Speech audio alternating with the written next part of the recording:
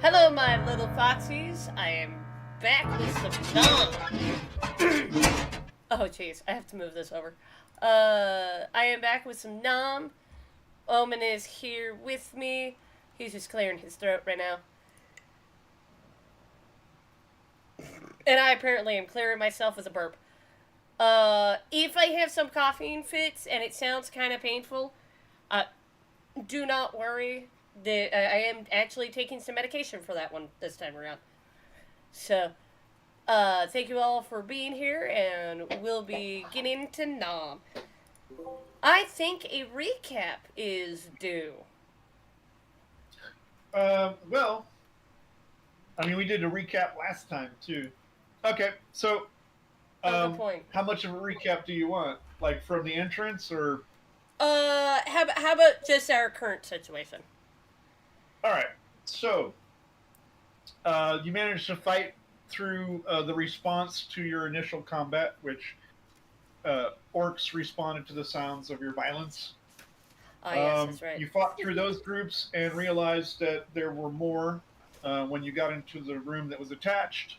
It was a large dining area with a fireplace on the southern wall, and looks like a passage with stairs heading upward on the north wall. But there was two accesses on the west wall that things came running through. There was one with a long sword, and there were just several others. Not as many as in the first ambush, which was something like 8. However, it still sounded like things were back there in the room attached. So DaBun handed the crossbow over, and Livia did another shot with the alchemical test arrow, or bolt in this case. It went in there and bam, flames. Obviously, they tried to put it out or something because it got worse. You guys hear the screaming. There's running individuals that are on fire, smoking, smoldering. You guys have to back up towards the entry so you can get air because the fire has sucked up a lot of it, and there's choking smoke. There's horrible, horrible things involved. Yes. However, it goes out relatively quickly, burning off whatever mass it is that it uses to feed itself. Oxygen being one of the problems. Yes. And of course, the priest was chastising DaBun to an extent because he's concerned that this particular device could have an accident, and then they would be the ones burning. And it's not out of any sort of moral character, because you know the priest is arrogant. Oh yes. To an extent, greedy. I mean, he's. Oh man. He's a faithful of the god king Gilgamesh, tied under the house Samesh and in the house of Ishtar. So, very very materialistic. Yes. You might even think that perhaps he's just upset because the coins are melting. Yes. But you never know that. I will never know. No one does, unless they ask.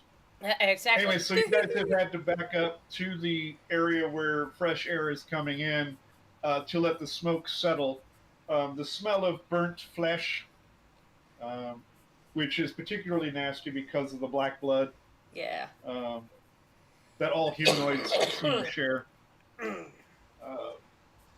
is thick in the air. Yes. Also, where you've backed up to, there are. Let me get my numbers here. I believe there was 4 corpses initial. You had to step over 8 corpses in the intersection. So 8. Where was I keeping my body counts? Yeah, so there's anywhere up to 16 corpses over here. Yes. Strewn about through your combat. Ah, there we go. Yep. Now, given a slight reprieve as you wait for the flames to die down, which again doesn't take that long, the priest is eyeing your chain-clad companions, as you know, most of the 2nd Infantry wear chainmail, shields, helm. Yes. Dominic seems to have taken a semi-significant injury at some point. Livia has taken a bit of an injury, and Estienne has also suffered a similar sort of piercing in places, like maybe a spear didn't get all the way through the armor completely. Some bruising, a little puncture here or there. Obviously, they adjusted for the impact because otherwise they'd probably be dead. Definitely. So, in layman's terms, Dominic is missing a semi-significant amount of hit points. Livia and Estienne are missing a similar amount of hit points, kind of medium or light. And Kiana's just weighing his options. The Gaunt, being in his plate armor, is untouched, of course.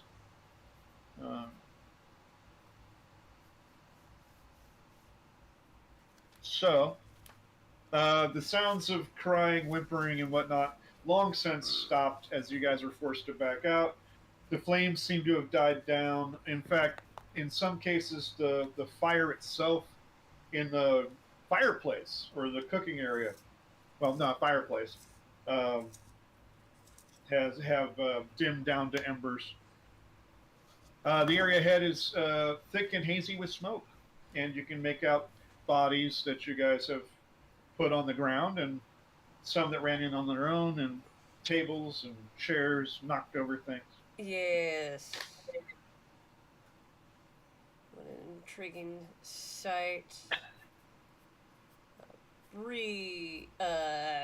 Memorizing all the locations.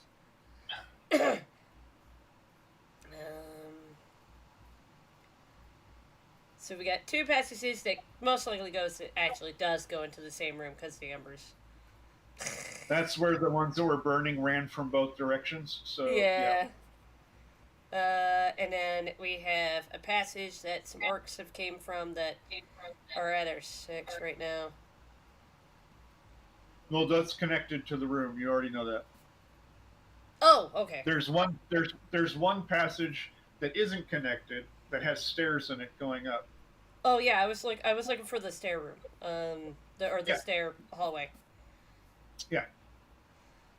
So immediately in the opening area that you're at, that you backed up to, there was a tunnel to the north that actually connects to the room, as well as the tunnel that heads into the room. Yeah. That's why they flanked you. Oh, absolutely. I was talking about the east opening. The east is the passage you come through. The west is 2 passages that goes to where they were whimpering and burning. South is a fireplace, and north, in the middle of the room, is stairs going up. Oh, okay. I have the map all wrong. Then. Well, I mean, I can describe it for you when No. I'm missing I think I'm missing a passageway then.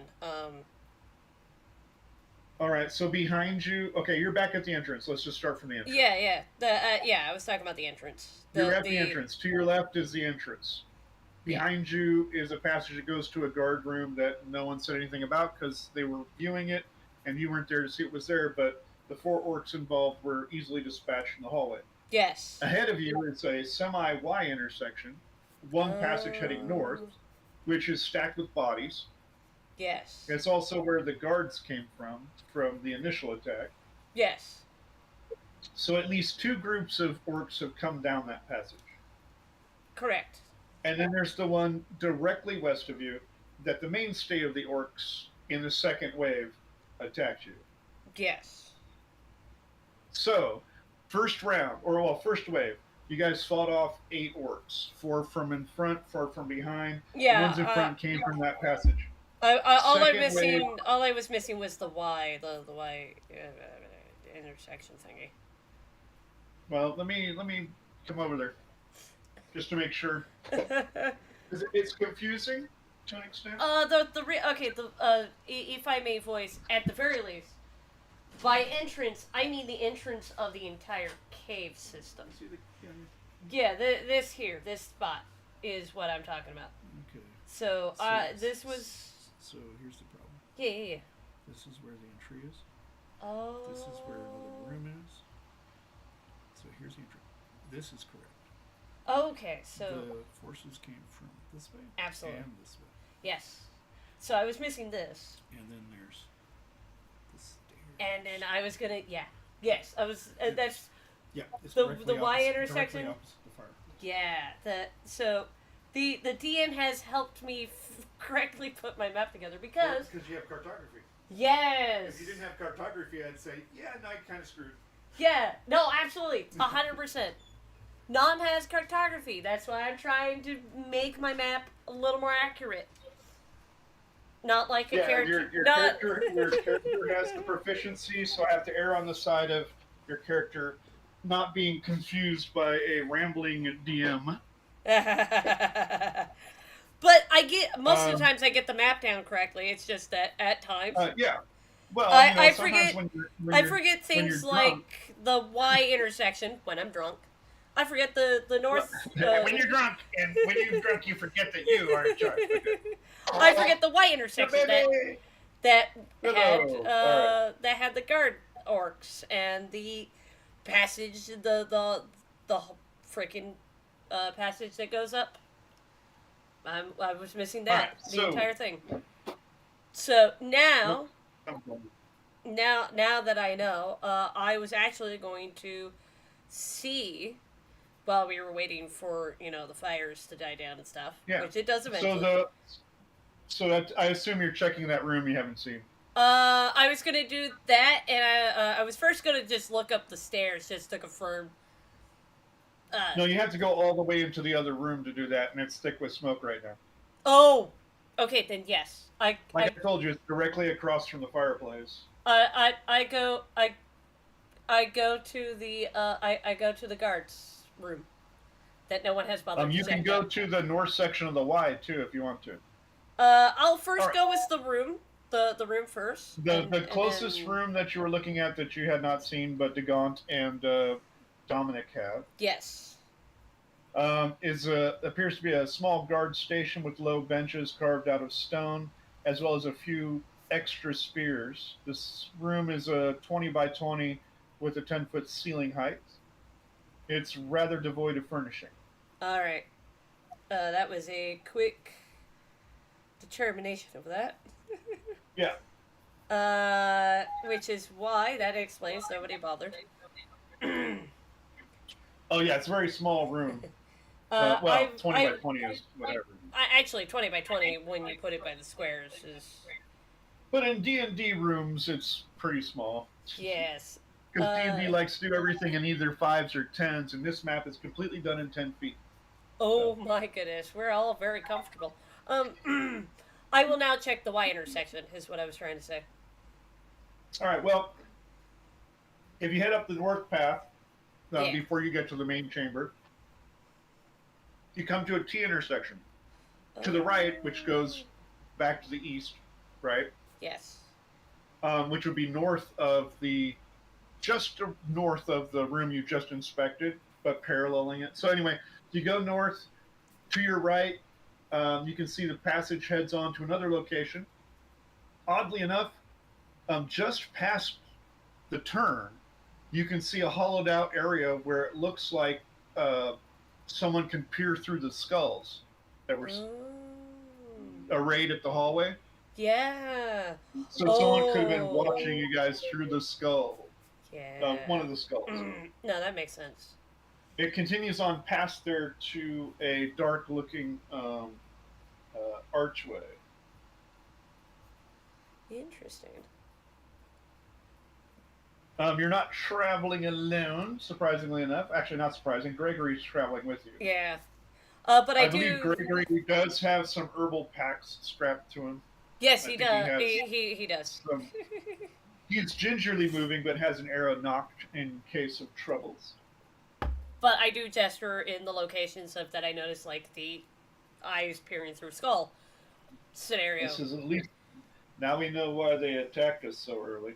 Indeed. That means that we need to be a little more cautious about some of these skulls walls that they designed. Well, so far we've only encountered one, thank goodness. That is true. The archway. I don't hear anything up ahead. He says while you're in the middle of a conversation. Oh, and I Of course, pause. he's So not an elf. I do pause to hear, or not to hear, but to. He's not an elf, and you guys are talking in low tones. So Oh, absolutely. double check his detect. Yeah, 13. Hell yeah. Woo! That would have made it if he Gregory. wasn't trained. He says, I don't hear anything up ahead. I think whatever's up there might be empty.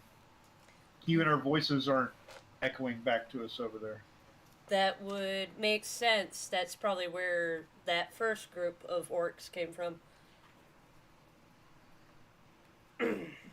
So it's roughly 20 to 30 feet ahead of you. So what's the left looking like? Just The left is actually goes 30 feet and makes a hard 90-degree angle turn to the south. Okay, right into that room. Exactly Into how the I... smoky, haze-filled dining chamber, yes. Alright, so in this case... That's how they flanked you. Absolutely. That's why I was confirming. With this, I will carefully map out our way down this archway with Gregory, knowing, because I trust his capability of hearing, and my own hearing, that we don't have anyone else there. So At the same time, while you're doing that, Kiana grudgingly begins removing sections, Jesus, teeth, sorry, of armor, one individual at a time, so no one's completely exposed, and begins treating the injuries. 2, that makes healing. and I'm not there for show. herbalism, but he's got herbalism as well. So Well, sorry, 'cause mumbling he's a to priest. myself. I know I was mumbling to myself. I was being a player mumbling to the. Healing is his number one. Herbalism would be more of a mage thing, which he also takes. So Yeah, it costs twice as much to get herbalism for a priest. So I was mumbling to the audience, so that was me interacting with my peoples. oh, okay, sorry. Wink, wink. No, that's why I had to explain. That barely made. Oh yeah. I whacked my microphone.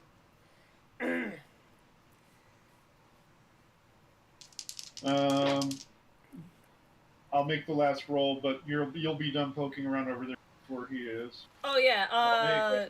Ooh, yeah. Go ahead. No, I was What were clearing you my saying? throat. I was actually clearing my throat. Oh, that's fine. All right, so you head down the passage. It, much like the last room, opens up to a small stone chamber, but this one has a rack of 4 spears and a low stone bench cut from the walls. Sorry, the print got split. I'll take my glasses now. Thank you very much. I heard that. Yeah, it was trapped under a plate. Oh. Yeah, so it is quite literally a small 20 by 20 room with a 10-foot ceiling height. Oh, It's almost hey. exactly the same as the other guard room, except the situation in the rigs. room is slightly different. Yeah, it has more spears. Yeah, and it looks like there's space for 2 more that are missing. Oh, well, I know where those went. They do indeed. So there does not appear to be any other. So I will make my roll to make sure I properly update this map.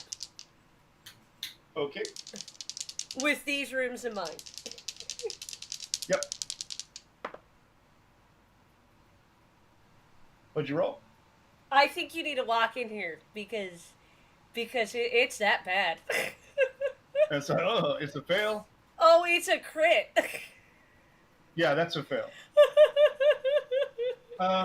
As you're marking it, whatever medium you are marking it on, there's a 50% chance that you snap the implement that you're writing with, which means you'll have to cut down another thing if it's a feather. Fuck. There's a 40% chance you tear a hole through the paper, and there's a 20% chance that you've spilled the ink. So that's the breakdown is a quill 50 and above.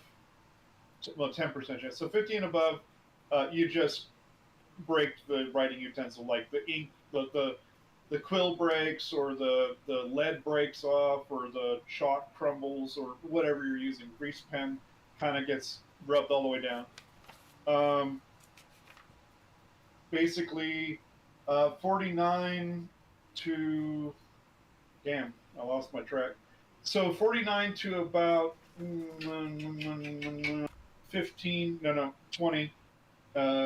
would be you have ripped a hole through whatever you're making the map out of. And the last set, which is like 10% or lower, should be 10% or lower. My bad. So it would be like 11. So 49 to 11 or something like that. Just roll percentile. I'll get it. For you. I will roll. Me saying it's different than me writing it. Oh, no worries. I was double checking some stuff. I kind of realized something that I'm missing that actually by default I should have, which is the writing utensils. So I marked that down real quickly because I was like, well, I have to have it for my spells.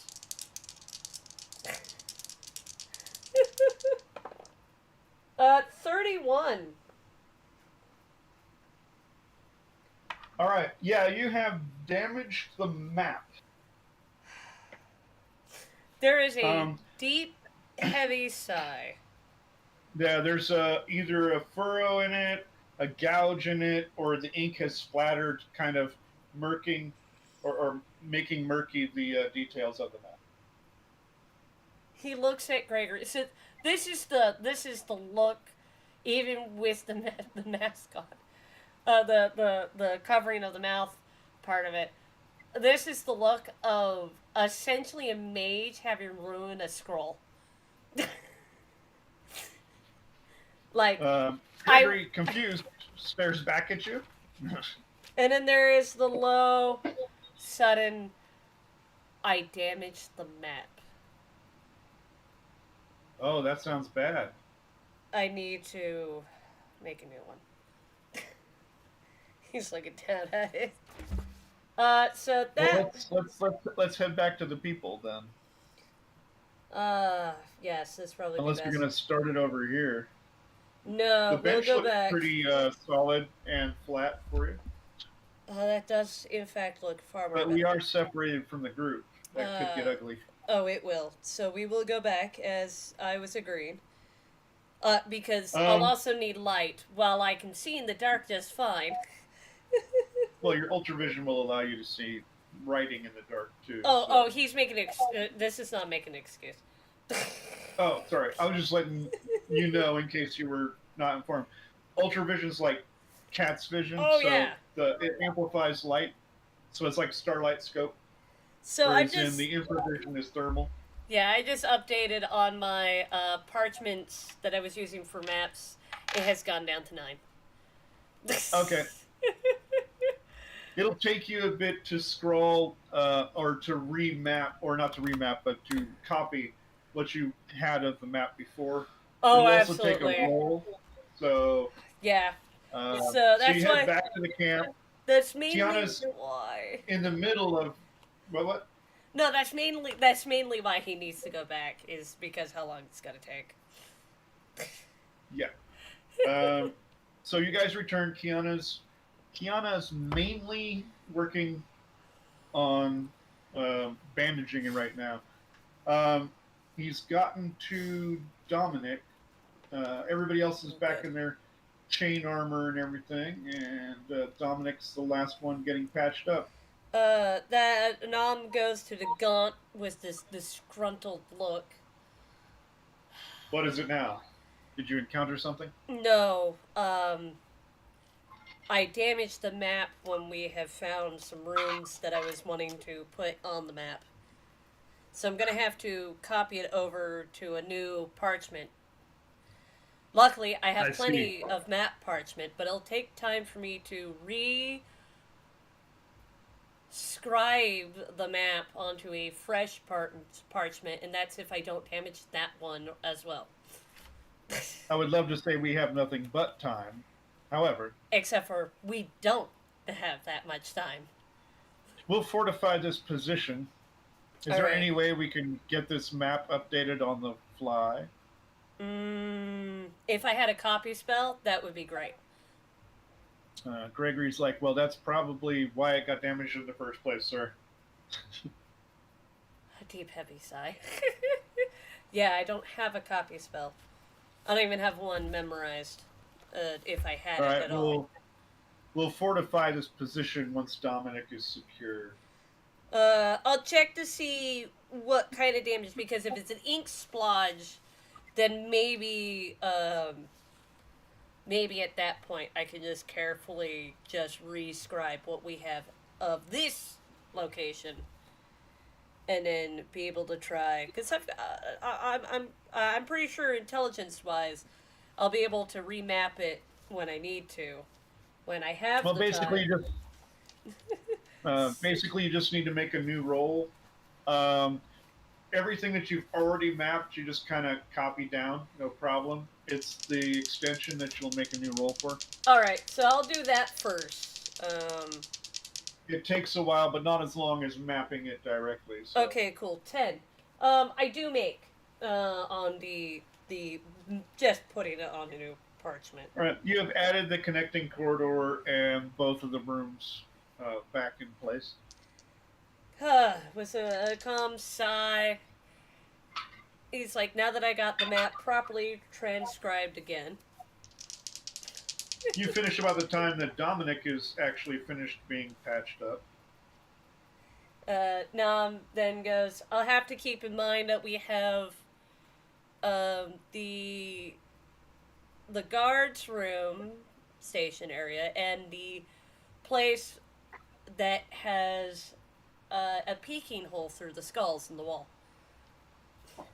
Yeah, Gregory walks over to what appears to be the goblin skull and yanks it off the wall, exposing a circular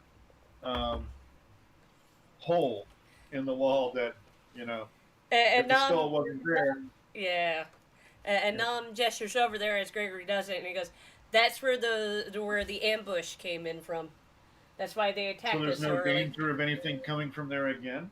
Nope, it's the same size as that station room that was emptied when you guys confirmed there was nothing in there. There is no sound whatsoever. There's more racks holding spears than the current guard station we can look at. So, but there's no extra stuff to it. I see. Priest, what's our condition? Well, I must say, there's several injured individuals. I would like to say, try not to do anything strenuous, but I'm pretty sure that you'll be doing that anyway. The tithe is going to be thick. Yes, don't worry about your money. So we can move that. Far be it from me to make any mentionings of how we should probably go back and get everything patched up. At this point in time, I don't think there'll be any... That's fine. We can move that. Unless the advisor suggests otherwise. Nam shakes his head in this case, and he goes, I don't advise we go back. So, once everyone is confirmed that they're able to function well enough, we have some steps going up and the area we just cleared. Well, the air seems to have thinned out a bit, or the smoke seems to have thinned out a bit. Oh, yes, the air suddenly thins out, and we are suddenly in space. Is what the TM says. The final keep on the border of atmosphere. No. Sorry, it was, So it you was head still back pretty into good. the dining room, taking up the standard formation. Yes. Let me double check some things.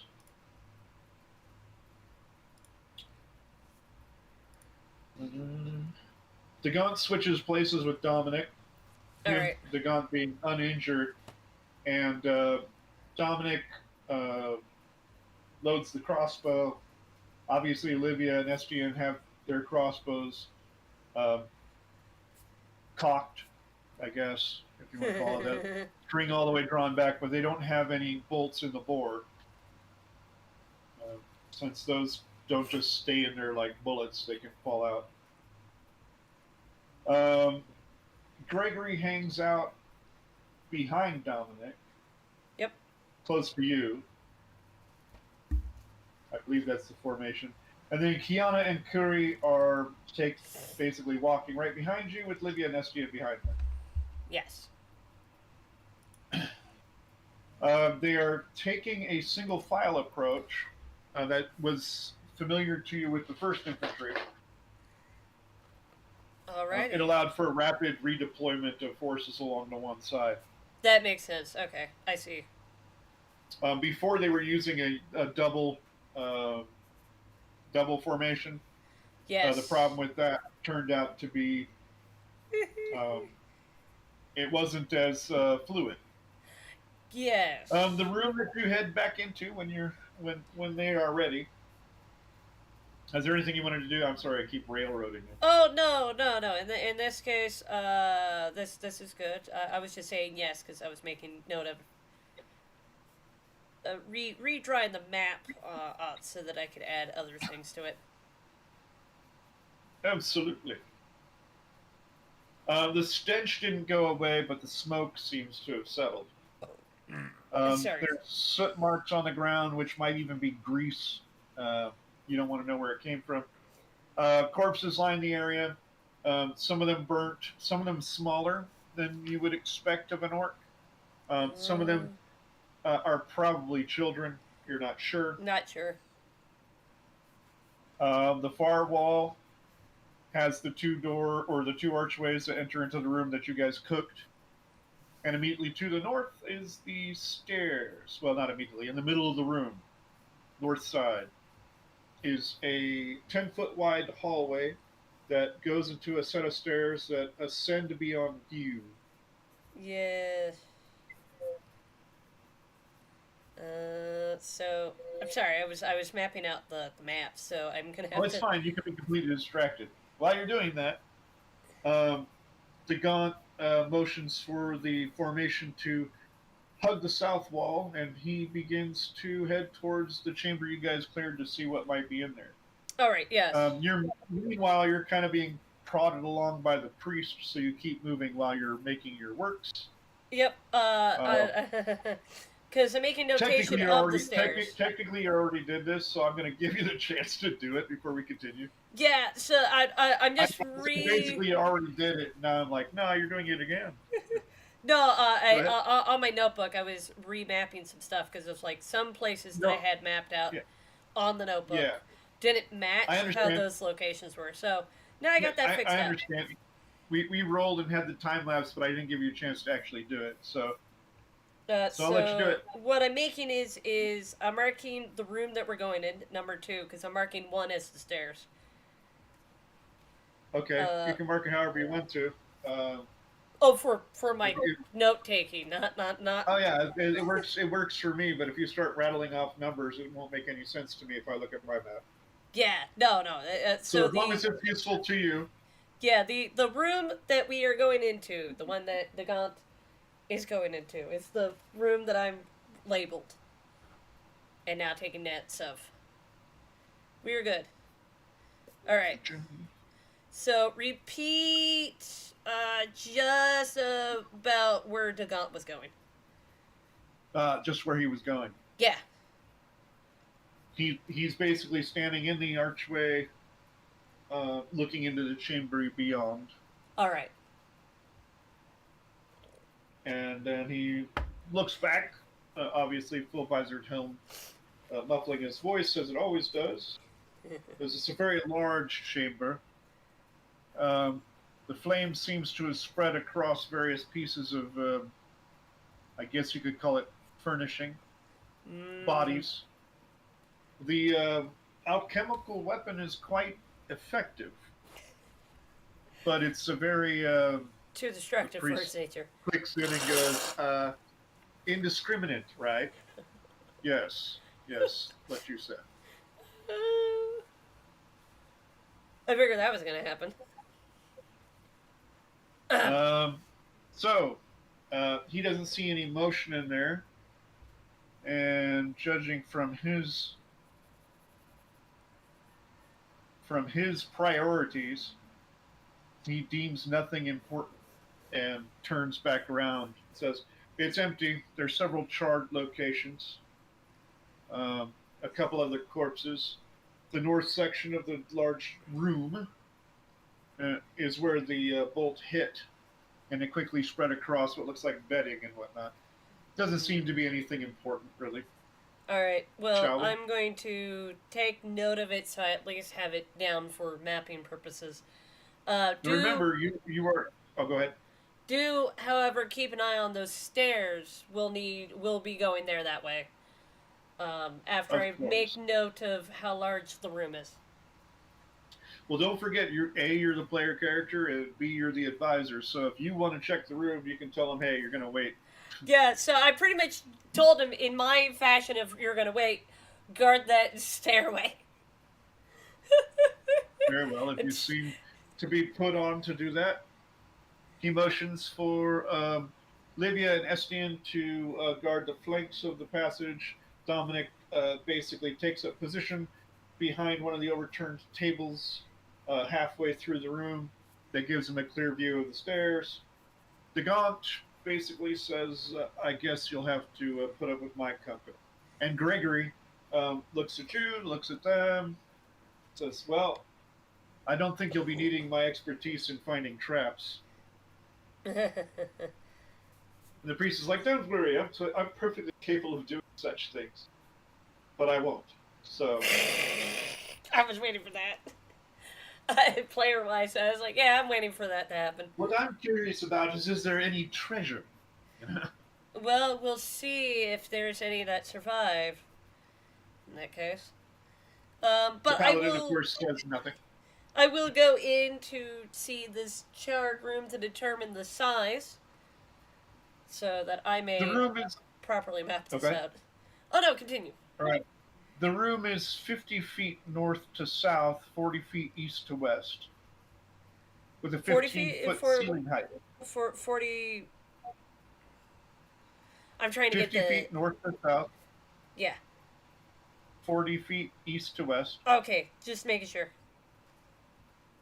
With a 15-foot ceiling height. 14 ceiling height. Printer went crazy on this, so anyway. This large room is populated by sparse furnishing, or at least it was. Scattered bone here and there, obviously corpses. There were what might have been tables. You think you can see a target board that has a hatchet sticking out of it. And there's several pallets, which might have been covered by pelts, which have been blackened and burned where most of the corpses were found originally. You can see what looks like traces of people having rushed from the beds to, save themselves or grab someone. They themselves are on fire. There's also several that came running to the beds to save people that also caught on fire once they started playing with the jelly. I'm kidding about the jelly anyway, but it seems to spread, through contact in certain areas. Other than that, it's a very large room that has had a lot of its significance cooked. Yes. Towards the side that was not burnt, because it's a rather large room, and that bolt didn't actually cover everything. It just spread crazily due to people panicking and running in places, trying to put stuff out in weird ways. There's some burnt buckets that seems to indicate someone tried to use water or something of that nature on it. That's a bad idea. The southern section has tribal markings, some scrawlings on the walls. It looks like someone did some finger painting, probably some sort of historical record, or maybe just tips on how to kill things. There's little scrawlings. They're just pictographs. Oh, yeah. Other than that, there's not much of interest here, unless you want to sift through the ashes and or the embers and or the smoldering corpses.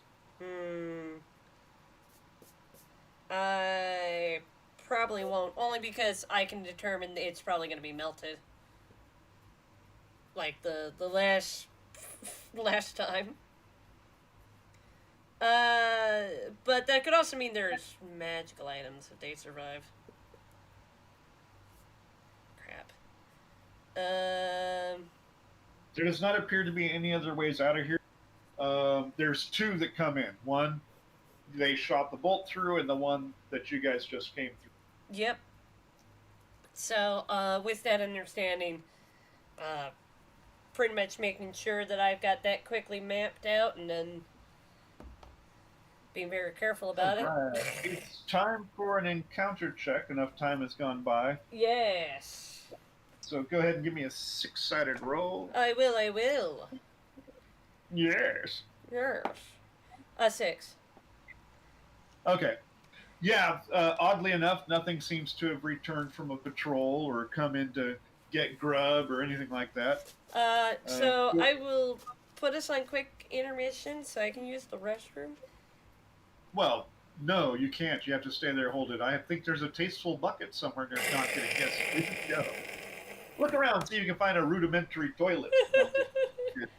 Oh my goodness. All right, we'll see everybody in a moment. Let's all go to the lavatory. Let's all go to the lavatory.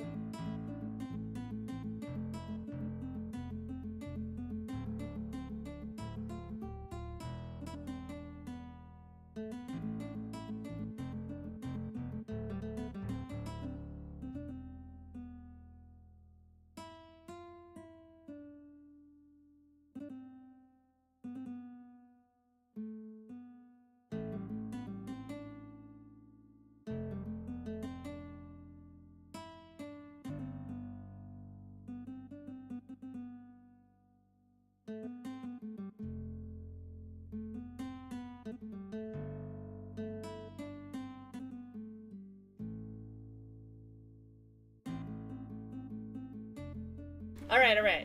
We are back. I'm gonna not get Caves Gold. And there's Omen. Okay, sorry about that. Sorry it took a little longer, but it was an intermission. Welcome back. Plop, whiz. Oh, what a relief it is. Okay. So you were just finishing. Excuse me. I was bouncing off the microphone. So you were just finishing telling us that nothing has come down from the stairs yet. Yeah, nothing has happened. No presence has graced you from the entrance as if they were coming back from a reconnaissance. Nothing has come downstairs to grab food or go to retire for the evening. Obviously, it's nowhere near evening, and most orcs are nocturnal, so we'll see. Oh, that's true. There's no sounds of approach, and it doesn't seem like the smoke made it up that angle of stairs because of how convection and whatnot works. Um, and it doesn't sound like anything might have alerted anyone above. Yes. Which is very However, curious. on either side of the entry point at the bottom of the stairs is Livia and Estienne. Of course, Dominic's resting his crossbow over the edge of a table that has been overturned. Kiana is, I think, with you. Yes, because we were going to look at that room. And the silent paladin travels around with you. I simply voiced to Kinnan that the gold, that if there is any possible gold, it has been burnt and melted. So it would seem. Not even a scrap of treasure to be seen. Indeed. We do still have the stairs to go up, though, so maybe there are... I heard traveling with you was quite lucrative for the church, but I have to say, no offense, but traveling with you so far has been kind of a disappointment in that regard. Everything else has been wonderful, mind you. Let me tell you, experimental crossbow bolts was not originally on the table. I know. That's going to hurt us, I guarantee you. Stay away from the girl. I've already kind of figured that. As far as you can, in case she explodes. If she explodes, I have some methods. DaBun's listening to this whole damn tirade. He glares at both of you. You can only tell because of the way his eyes are nearly bloodshot through the helm. Now, trust me, I don't... He glowers. It says nothing, and you can hear him marching back into the other room. As I was going to continue, but trust me, I don't think she's going to explode since she knows how dangerous those are on her person. Clunk, clunk, clank, clank. Paladin says nothing. The priest says, "Oh, I believe we've said this enough to cause problems." You know, whatever you want to say about Dame Saint, Rista, I should say. DaBun, excuse me, is, I don't know, a bit of a stick in the mud there. He wasn't, but then again, on the Horror of the Hill, things have changed. Understandably. I mean... The paladin taps the priest's shoulder and points. And he's like, yes, we should probably catch up with the rest of them. We will. Let's go. What about the hill, as he goes walking along? Yeah. A lot of lives have been taken during the time of our adventure on the hill. But it was very lucrative. There was a lot of things that we could bring back. That's what I wished. And I heard great things about such. But then, yes, I think almost half of the second infantry was lost over there. Yes. Killer bees and predatory birds and ogres. It wasn't the killer bees. Definitely the ogres, but with slowing them down, the ogres, I mean, that was easy to kill until we got to that stupid cursed chapel. Luckily. Well, never mind. I shouldn't say do tell. I can look that up at the church. Yes, but I will state that luckily we had a safe spot that we encountered that we could place a camp for any injured or anybody to find without being disturbed by outside forces. I see. You guys end up back in the smoky dining room. Everything's in formation. DaBun has moved Dominic up with him. But he doesn't look back at you guys, but Gregory has kind of trotted along to get in alongside him. But Arista was there with me on the last stint before we left the horror. The hill, I should say. They all call it the hill, as I understand it. Well, I call it the horror because of what happened to Sir James' units. He was the last one yes. alive of that one. They were beset upon by fools. Yes.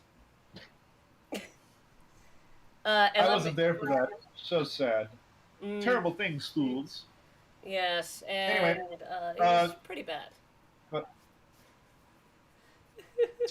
once you guys have finished those words, the Gaunt looks over his shoulder with a grunt. Are we ready to continue then? We are. We should be in formation now. Those stairs go up pretty far. Probably about 40 feet at a sharp angle. We might be coming closer to the top of the gorge of this.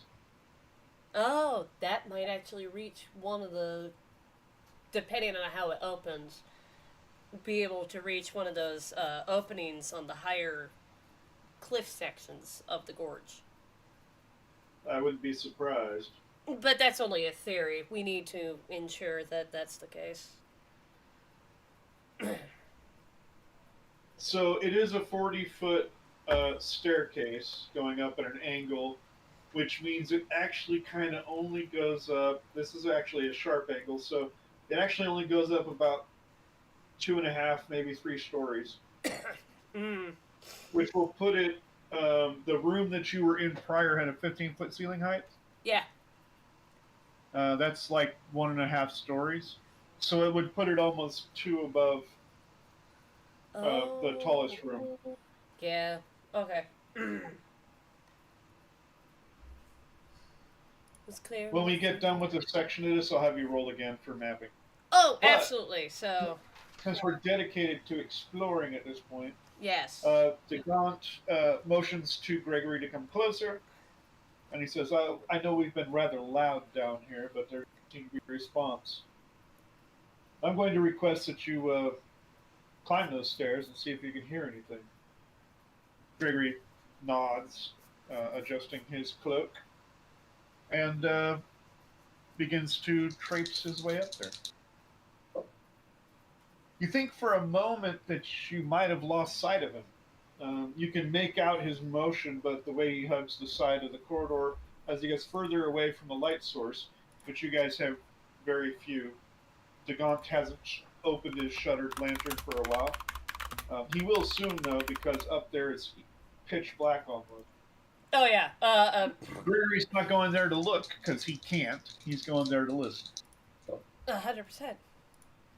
There is something I need to update, and I'm going to... Oh, while you're rolling. This is a 100% me trying to get you to see these things, because I forgot to give it to you. You forgot to give it to me. Oh, yeah.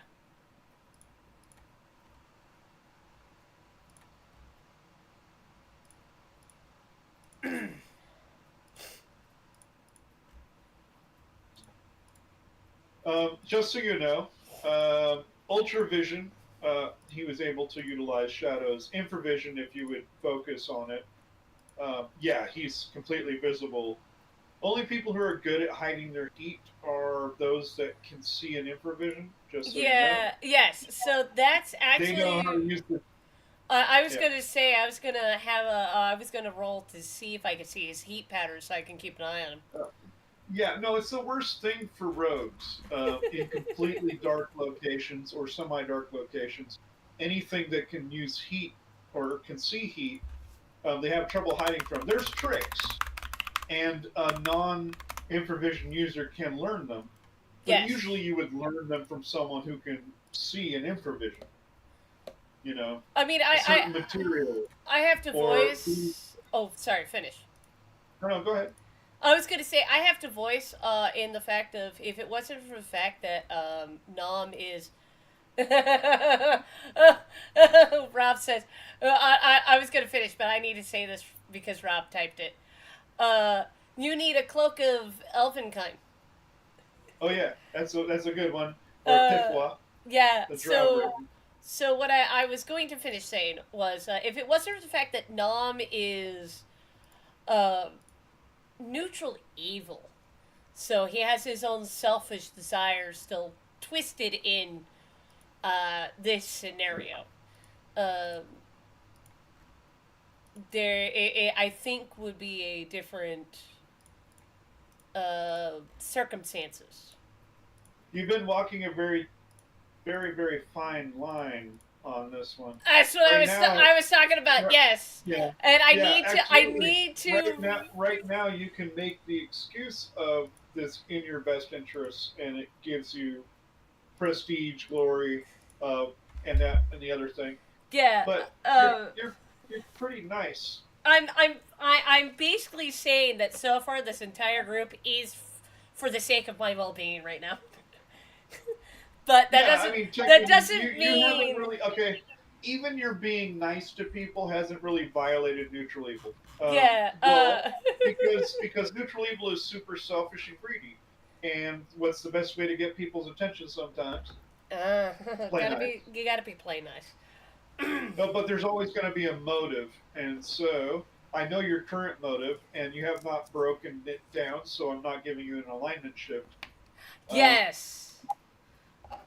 Even to an extent of liking a specific person can play in this. The difference is how you react to other people. Yes, and I'm trying to do a very good balance between I would like a little bit of money at the very least.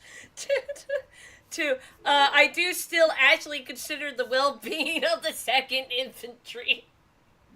Because I like neutral evil, yeah. I like Neutral evil Arista enough to want her on my side. Neutral evil is considered the man who's out for himself, kind of greedy type. Yes. You're not necessarily going to do like murder, death, kill, unless it promotes what you want. So right now I have determined, and this is how I'm going with. Right now I have determined Gregory is my best seeing, hearing, and checking for traps, looking at locks kind of guy. And if I lose him, I'm going to be very disgruntled, but it's not the end of the world. If you were lawful evil, which you're in danger, if you are in danger of becoming, you would be using the laws and or maybe shaping the laws in a manner that benefits you and or maybe gives you control. A lot of the politicians of this day and age would be considered lawful evil. Hey, Omen, can I tell you that I never put any tendencies, and I did originally thought about putting Nom as lawful evil. Well, but you're neutral evil. So... I am. I am. That has not changed. I was saying I considered it. You could put chaotic tendencies or lawful tendencies, but they would have to be like, okay, so you would have to have like a thief's code of quote unquote honor and that you would follow, and it would be irrational, but it would be a thing. Or if you're on the chaotic side, you may be prone to, I don't know, offing someone occasionally. What? For a specific time or place that you would do chaotic things. Right. Like, so maybe you just don't like people who walk around on Tuesday wearing a doublet, and you just have the urge to shank them because that's just how you feel. That's why I didn't put any tendencies on Nom right now, because I don't have those solidified in my brain how Nom would function. Now, if you want to try to do good tendencies, which is completely opposite alignment, which is not normally normal, you would absolutely have to say specifically certain people you are good towards, but it would be out of character for neutral evil. Yeah.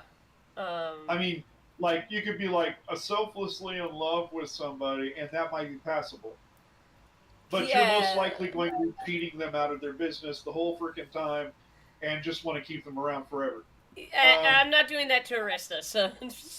But you know, if you're doing neutral evil, good's not necessarily a thing. Neutral evil with neutral tendencies is weird. That's also very hard to do. Well, it is. Because, for me, I was saying. Because you'd be a lot more like, well, wherever the wind blows. Yeah. And that sucks, but I might have to shank you, because if I do that, the guards would be like, oh, look, a shanked person, while I just waft over here. Yeah, so I'm in a weird balance about what tendencies Nam has right So now. I've been He's keeping just an eye on what you're doing, so don't sweat it. I'll let you know when you've gone too far, and I'll be like, you are one. You've taken one fault on this. There's actually a progression. yeah, And if you continue whatever, then eventually you'll have an alignment shift, which which no then one likes. I'll lose all that. Well, and I have to state this. I was playing too kindly because I like the history of the Crimson Knight. Well, you can play too kindly if you want. As a neutral evil person, it benefits you a great deal right now. Yes. You're on the ground floor of a potentially rising kingdom, Yes. and you're like one of the head advisors. Absolutely. Why destroy a cushy gig? And that's what I was thinking was that in this case this is a cushy gig. He's just telling the priest in this case, of all the things that is exactly what he thought, which is yeah, I kind of missed the fact that these coins are melting, and I would like them not to melt, but she seems to know what she's doing. She's already told us the possible consequences of what she's carrying. Anyway, long tangent over. Yes, Rob's watching us, so I get to giggle about that. Hey, Rob, I only figured that out recently. How's it going, bro? I only got to mention it because he typed the elven cloak thing, Nice. Well, that's true. so I didn't even Elven know he was watching. Clothes, there's a couple other things that work really good on that. So back Um, back and he said good. He's doing good. Anyway, what I was saying originally was I was going to use my infravision to follow Gregory's heat pattern, just to determine, where he is. Gregory gets up to the top, and his heat over time sort of semi influences the wall to his left because he's hugging the left wall. Uh, he's leaning around the corner that you are now suddenly aware of, and he's looking both ways, and then he basically backs down with his left hand on the wall, turns, put his right hand on the wall, and follows it back to the dimly lit room that you guys are in. He says, I can't make anything out. I don't know. I don't hear anything. So there's that. Also, obviously, there's no traps. As a player, I was gonna re-ask the how far those stairs go up. Again. The stairs go up 10, 20, 30, about 30 feet. The 40-foot mark would be the landing. Okay. Yeah, I was specifically asking for the stairs in this case. So. Yep. Thank you. Back to it. So, in this case, I'm looking it over a little bit in the brain. Now I'm thinking it over. Take your time. It's all good. And I have to clean up a bit of my writing here because it's faded now. He at that point goes, well, so far in that case, if you can't hear anything, we may take that may explain, why no one has come down here yet or has heard the commotion. They might not be close by. You hear kind of a rusty creak as a beam of brilliant light shoots up the stairs. Well, then I guess I'm heading up. Dominic, right behind me. Form up. And his heavy armored form begins heading up the stairs. Crunch, crunch, clankety clank. All right. So it goes Dominic. Well, it goes to Gaunt, Dominic, Gregory, then you if you decide to go. I do. Kiana and Curry are waiting. Obviously, the paladin says nothing. Livia and Estienne take up the rear. Again, their crossbows are locked, but there's nothing in the bore. However, Dominic has a bolt in the board and is waiting to release it if need be. He's moving with his shield hyped high enough to not interfere with his movement. And he's got the crossbow leveled. At the top of the stairs, you can see what looks like a four-way intersection. You're just close enough to be able to see that. The rest of the people are down lower and can only see who's ahead of them. You yourself are just capable of seeing the lip, and you saw that Gregory had gone a little further, but that's where you are. It's a four-way intersection. You think that the north passage is a dead end, but it's hard to tell. The right passage and left passage you also can't tell much about. DaBun leans in and tilts his head left and right, and then once he steps onto the landing, he moves immediately to his left. You hear him go, door. All right, keep that in mind. Dominic comes up and turns right, confirms with a nod, definitely a door, and he steps out of view. Gregory comes up between the two of them in the middle of the intersection. This is, well, that's great. He slings his bow, so there's no arrow knocked, and slides up out of view. That means that you have an opening, All right. as well as Kiana and Curry to top the stairs. All right, I will go top the stairs just to see the north and the... To the north is east. It looks like someone tried to begin digging a chamber there. It only goes in 10 feet and dead ends immediately. It's a good spot to maybe stick someone out of the way. I nudged to DaBun at that moment and gestured to the north. That's a good spot to have some of support. Perhaps you, the priest, and the paladin should stuff yourselves there. As he says that, you can see past him is a 30-foot hallway that makes a sharp 90-degree angle north. So west is a 30-foot hallway. All right. And then I look at the east while I... Dominic's side is east. It goes 10 feet and ends in a door, which Gregory is getting ready to inspect.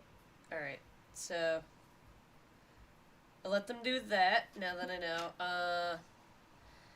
I do let DaBun know that end of that passageway 30 feet in goes to the north. So it would be your right. I look to behind me at that point and go, both of you, I gesture to the paladin and the priest, you can come up with me to this passageway north. It's a dead end. Sure. I wouldn't worry about it. I'm definitely going over it. Carrie, with me. The paladin just kind of nods through his gilded mask. Remember his neatly Babylonian-styled beard that's actually a mask? Yes. I don't know if he actually has a beard. We don't know. I will never know. But I will put you might. Yeah, I put myself on the west wall of that north passage. So the left, Copy that. which becomes my right now because I'm facing the stairs. Livia and Estienne move in. Estienne takes the right passage, which is east, and covers covers Gregory and Dominic. Yep. Livia covers DaBun and the passage ahead. Yes. Gregory goes. He moves up to what appears to be a thick wooden door, which clearly has a lock fashioned to the front. He states the obvious. Well, it's locked.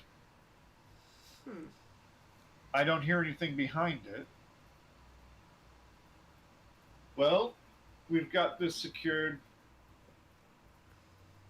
And since there's no sounds, Estienne, join Livia. We'll have a double guarding this section. Dominic, maintain where you are. Gregory. No, I'm kidding. What's up? Gregory, can you check for traps just in case on that door? Of course, I wouldn't want to touch this thing if it weren't. I just say, I don't see anything dangerous. The lock is actually separate. It's kind of a padlock. A lot of these things have stuff stuck in them, but a padlock usually doesn't have any needle traps or anything like that in it. I'm kind of curious where they got this thing. He fiddles with it. But that could be tied to the spellcaster, which was not orc or goblin. So that might be where they got it. The priest is like, they might have stole it from the caravan. Shoot, that's true. Is there any markings of interest on it? Let me see. Oh shit, I didn't figure out if, I mean, he's a thief. He might not be able to read. Let me check. No, he has reading and writing for contract purposes. I was gonna say, because I remember him being able to read with me, so he's technically a mercenary. So yeah, while he is a thief, his background is mercenary, and they have to have reading and writing for common tongue in order to actually do their job. Yeah, that's 100% why I remember him being able to read stuff that as long as it was a common tongue. He would have to have it as a language. Otherwise, he's not high enough level to read languages, which is a special thing they get. So, anyway, where was I? Yes. He notes that it does have a stamp on it, which it says Mortimer. And it says Mortimer Securities. He says, well, this obviously is not, I don't know. Anyway, I'll take care of the lock. Well, he does that. I'm actually going to go through my memory bank of ancient history if I know anything of that. No, you don't. Okay, cool. That saves me from rolling. First of all, your ancient history is not from this prime. I know. It's from the future. Of all, it's a previous prime. Oh, good point.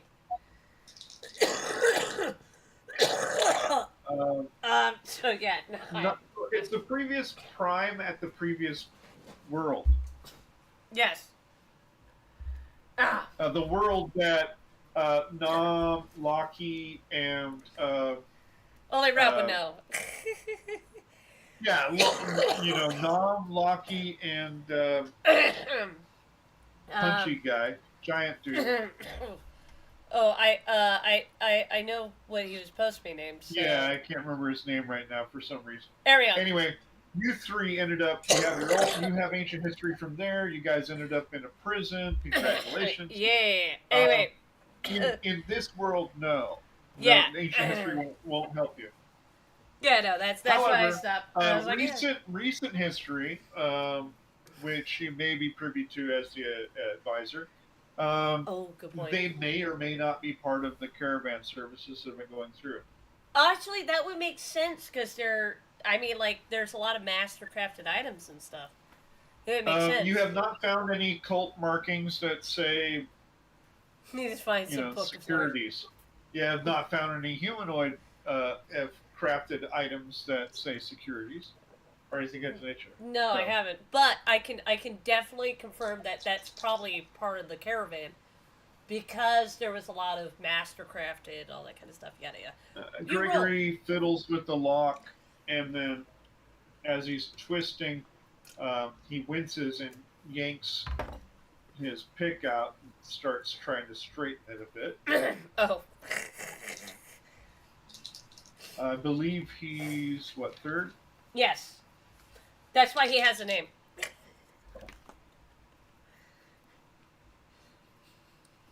And so his third chance, the first one almost tapped his picks. Oh. He decided to take a different approach.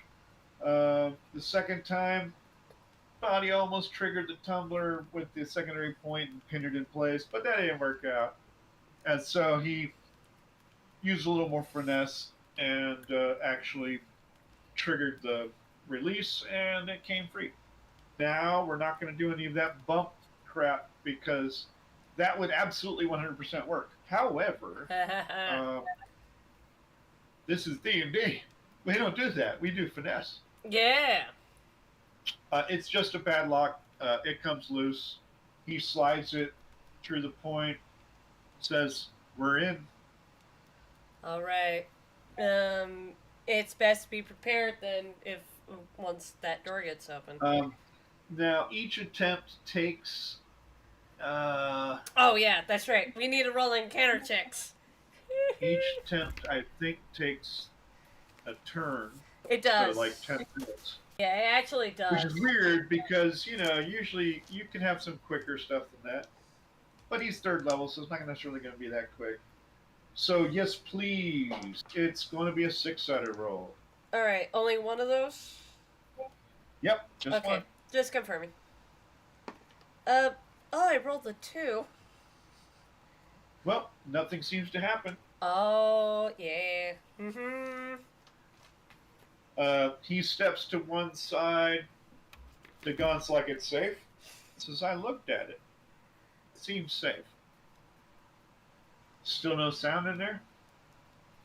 He turns, puts his ear to the door.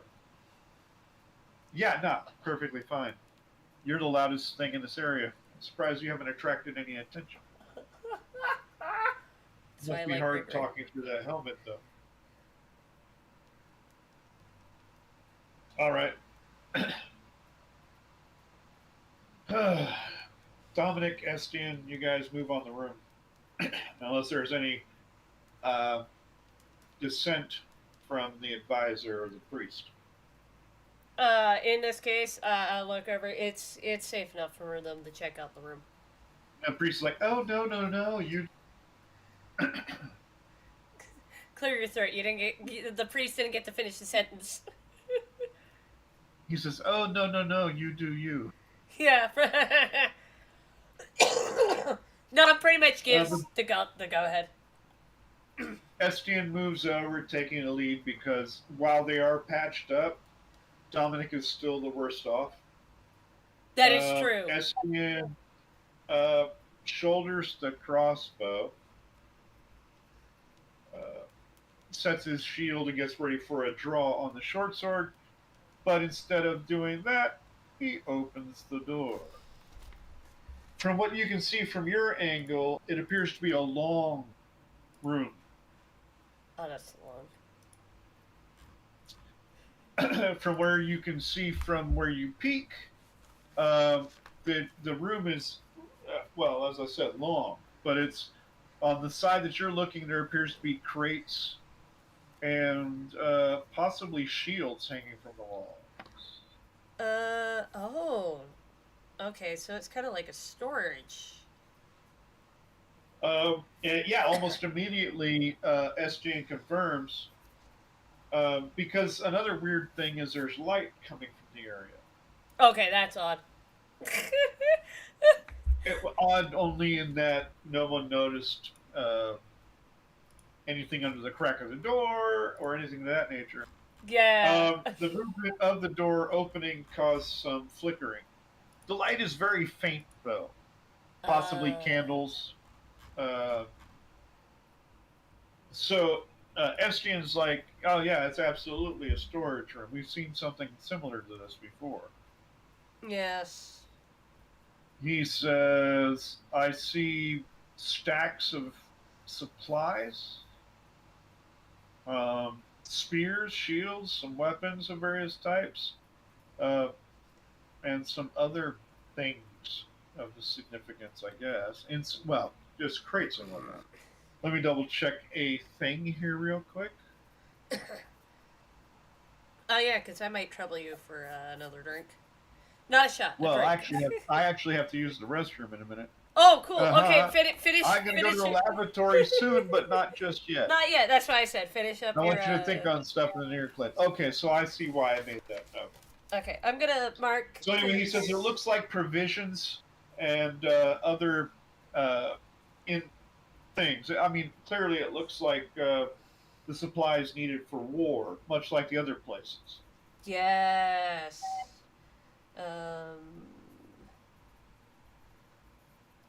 I'm gonna write down really quickly the shields on the wall. Call it a storage chamber. Oh, I did. I'll give you the dimensions before I go. Oh yes, please, because then I can safely map The this room is 20 feet north to south. Okay, so 20 north to south. And 40 feet east to west on the length. That's why you said it was long. With a 20-foot ceiling height. Oh! Rather large. That is So absolutely large.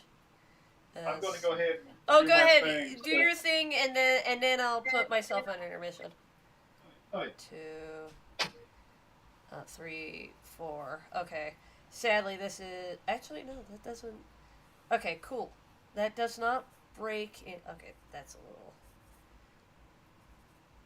Sorry, I'm reshaping this map. I've been self-making because I'm not using a map paper. Alright, so there's crates and rations and shields on the walls and spears. Just marking those real quickly. Alright, I'm going to put myself on intermission now. Yeah, old school. 100%. It's just really good practice that I do this. Talking to you, Rob.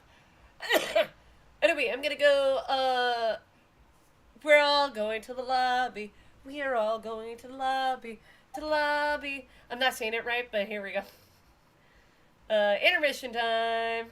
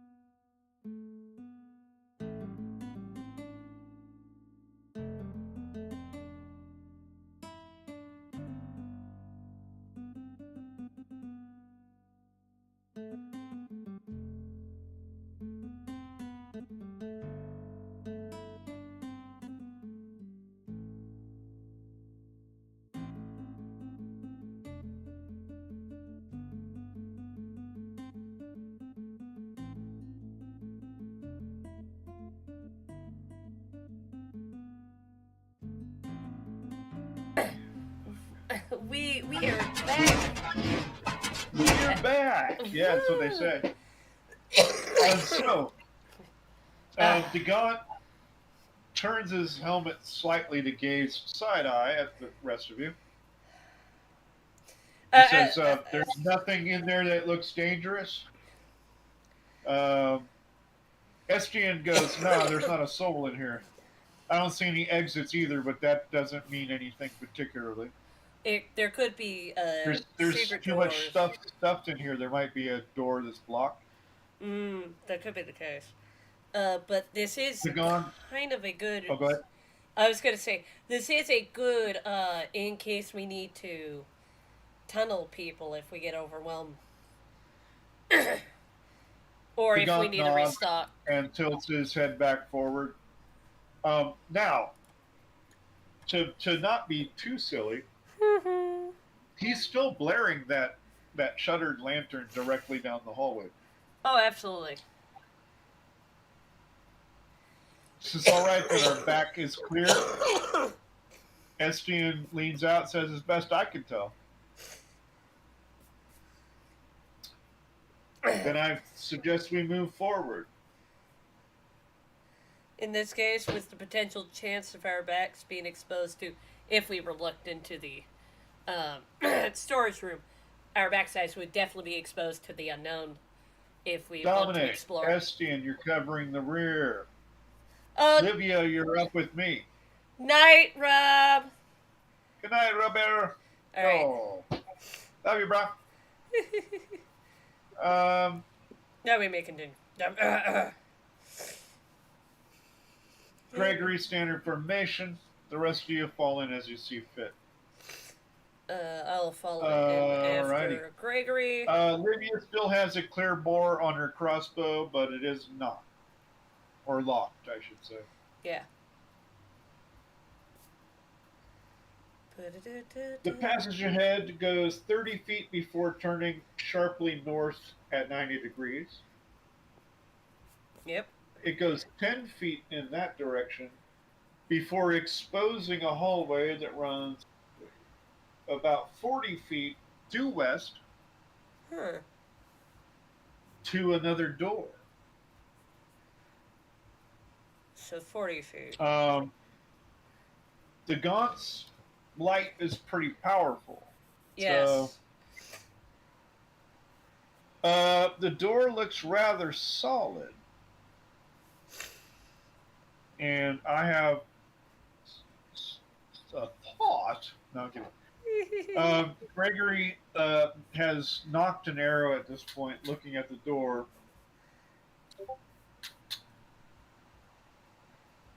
Olivia waits for orders. She sets her shield, moving just ahead of DaBun on the right, sets her shield, and rests the crossbow across the top, and kind of cradles it with her shield hand. So it's kind of convoluted as she reaches towards the bolt case and eyes DaBun. He goes, standard bolt. She takes one from the bolt case, slides it across the top. It's blue fletching. Aha. And then she straps the case closed before taking up the crossbow and levels it at the door.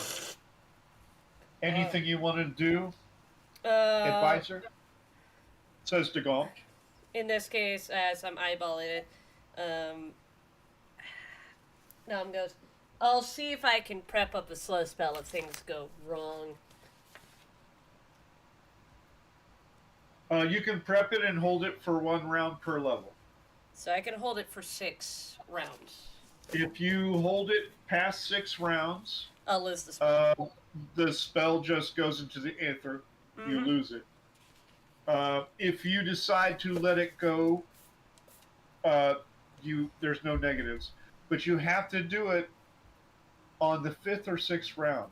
Anything past that, and you lose it. Yep, that's what I would be notating.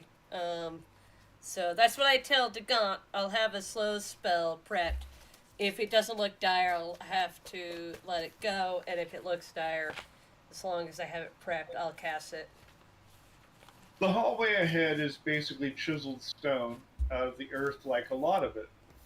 Okay. You've seen these kind of corridors again and again. The door is set in pretty snugly. Dagon's light is powerful enough at this directed range that if there was light coming from the door, you couldn't tell. And if there wasn't, anybody on the other side in gloom would see this brilliant light cutting through the door in a frame of the door. So that's where I tell Dagon in this case, continue with the plans. I'll just have a slow spell prepped to be cast. All right. Hold position. He actually, basically, he moves down the hallway 20 feet at the edge of it. He says, all right, form up as you guys like. I will take the lead, and I will open the door. I want full coverage, though. I'll hug the... He eyes the passageway. It looks like the knob's on the right side. So he'll cover I'll hug the the right wall. Everything else, you guys are ready to go. So, now, no he's matter... not a quiet man, but he's muffled by his helmet. Yeah. So go ahead. So what I was going to say was, I was going to be, no matter what, placed behind Gregory. Yeah, Gregory's sitting in the middle, and there's plenty of room around him. So I'm using... And he has an arrow knocked, and is almost ready to stretch it as Dagon moves forward. I'm using the 150 yards of my range for slow as my benefit you're underground, so that's 150 feet. Yep. As my benefit for being able to be behind. If you were above ground, it is yards. So. Oh, absolutely. Oh, you are more than enough set up for that. How do you want to play this? Well, you don't know what's on the other side of the door, so how do you want to do that? That's my plan. Is wherever Gregory decides to place himself, I'll be behind him. I'm going to cast that. I'm going to cast up to that last syllable, which I will hold for the. So here's how it is. For when Dagon opens that door, once everyone's placed. Now I won't cast it right away. Once everyone is placed, that's when I'll start casting. I'll give you dimensions, and if you need, I'll come in after you if you make a mapping roll. You're not mapping, but it's just in your head. Oh, all right. So dimensions first. Okay, so you guys have entered the Serpentine. Actually, So you went down the 30-foot passage. Yep. You've gone north 10 feet. 10 feet, and there's a 40-foot passage ahead of you. Yes. Dagon's heading directly ahead. He suggested that Livia holds at 20 feet in. Okay. So that's half. He has Estienne and Dominic covering the rear just in case. They don't even come around the corner yet. They are looking back at the doorway and the stairway. Now, affirmative on that one. Sorry. In the middle of the passage, roughly 10 feet around the corner, is you and Gregory. Yes. And the priest and the paladin aren't there. They are literally, as best as you know, still tucked in that 10-foot uncompleted tunnel. Yeah. Chatting amongst themselves. Okay, yeah, so I am definitely as long as Gregory has a good line of sight, I am just behind him. And all I need is to be told the dimensions, essentially. I know that Gregory can't do that, like vocally to me, because that's not his ability. From your position at that point in time, if you're with Gregory, the hallway ahead of you is only 20 feet to the door. Yeah. So you know. Let me readjust Gregory and me, because I got Lisa and Livia. Sorry, Lisa was a whole... Livia is 10 feet in front of you guys. Yes. Dagon, by the time he gets to the door, is 20 feet in front of you guys. So, right now I have my makeshift map that don't have the grids for it, but I roughly... It's fine. Well, I can work with you later if you make the roll, but not right now. Oh, yeah. What I was saying was I marked where the 20 mark is. That's just kind of me guessing, and as long as I've got space between Gregory and Libya, that's important to me right now. Now. Alrighty. To be confusing, I'm gonna to be confusing to me, I'm gonna go look at DaBun setup real quick. I don't think the crazy thing about DaBun is I don't think he uses the shield. No, he doesn't. He doesn't. Second infantry Wait, adjutant. No, he does. He has to put his shield away to use the lantern. And in order to use the lantern... The lantern's on his hip. It dangles. So, think of it like pumpkin scissors, right? Oh, Have yeah. you seen pumpkin scissors? No, that lantern that hangs off the hip? Yes. Kind of like that. Oh, well, actually, you could have just told me one of the games I played that has a lantern off their hip. It's quite literally a hip-slung directional lantern. Yes, I was going back towards one of the times where DaBun had to, because he couldn't have it on his hip at the time, and he had it in his hand. He did have a shield though, and he did have it in his hand. Yes, at one point. At one point. So now it's on his hip, as you're saying. That has changed. I was agreeing with you. So he has a shield though. He does. Because your first response, because this was a sudden ambush on goblins, because DaBun blinded them, and you're like, yeah, he did. And you're like, oh shoot, he doesn't. He flicked it open and just ruined them for one round. Oh no, I was going to explain the latter part where you're like, you forgot he had the lantern out. So when we gone back I forgot the lantern. And you're like, oh, he has a shield. And you're like, wait, he has his lantern, so his shield's on his back. And you're like, wait, the goblins are blind. So I'm telling you real quickly, he has a shield. He might have a shield. I'm going to agree with you. I just want to look at his actual. And that's the best sheet part. Real quick. Yeah, that's the best part. You look at the sheet because I don't got it there. I'm just telling you what I remember. Oh, not you. Okay, here we go. Eric DaBun. Yeah. He's level 4. Yes. His armor is plate mail, helmet, and yes, shield. Shield. Yes, that's why I had to take back my answer. He has it out because he has mounted the lantern to a hook on the belt. Yes, that's where the changes has occurred. And maybe that's dick move. And oddly enough, he does have a crossbow. I forgot he had the crossbow. That is actually policy for the 2nd Infantry, but he has plate armor. There's a reason. Oh no, there's a reason. He doesn't pull out his crossbow, and that is normally because all the other infantry has the crossbows. He only pulls out the crossbows when his crossbow when Arista tells him to. Yeah, he's second in command, quite literally. Yeah. He'll use the crossbow if it makes sense to him. Pretty much. That explains why his armor class is 2. Yeah. Hold on, wait a minute. 3, helm, shield. Oh, frick no. His armor class is actually wrong. Oh. His armor class should be 1. Oh, because on horseback, no? Oh, never mind. Sorry, no. I was looking at Dominic, of course. Oh, jeez. Jeez. DaBun. Yeah, be careful. Yeah, no, his armor class is correct. It's 1, and then mounted is -1.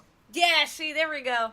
Yeah, you're looking at Dominic this whole entire time. The problem was I saw DaBun, and I'm drunk and my eyes are off, so I looked up and I saw Dominic's AC, which all of 2nd Infantry's AC is the damn same. Yeah. 3 and 2nd. Well, it's because helmet and 5. Shield. Anyway, chain 5, helmet is 4 up. And then shield is 2. Yeah. That was the 2 AC that you were talking about. Yeah. Anyway, DaBun has, as you were saying... Anyway, so he has his shield. Dude. The lantern's on his weapon hip, because otherwise it'd be blocked by the shield. Exactly. And his sword's not drawn because he's specialized. He can draw on his own. Yes. He looks back over his shoulder. waiting silently. And once everyone's in position, I start doing my I give basically the nod as I then go and start casting to hold slow. Prep slow, I should say. How long does it take to cast slow? That literally takes 3. Casting time of 3. Well, he waits for it. So That's not a problem. And then I hold that last syllable. It is prepped. I cannot say anything else. So you nodded and begin chanting. Correct. And then, well, he's going to open it after you nod. That's pretty much yes. So the door opens into the hallway. He's on the side that the knob is. He wrenches it and yanks it open, letting it slam against the wall, which it may rebound. However, at that angle, wow. You're like, wow. I'm just looking at some stuff real quick. Oh yeah. And part of me feels almost like just singing, but it's not that time. No. It appears to be tapestries and whatnot. You're not sure it happens so fast. There's a guttural howl of some kind in a thick language that you can't quite make out. Nope. And things begin to happen. So, you have begun casting. However, he has opened the door. We're going into initiative now. Actually, first I'm going to roll surprise. Do so. On the part of the people in the room. Not surprised. Close. So I'll need 6-sided from you. Yep.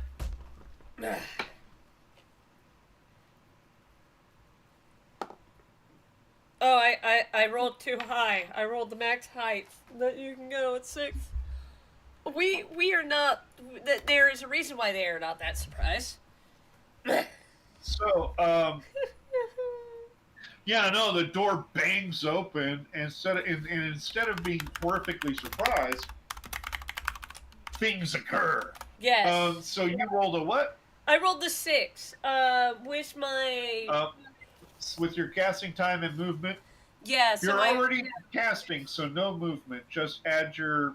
Yeah, so, add your casting time adjusted for your dexterity.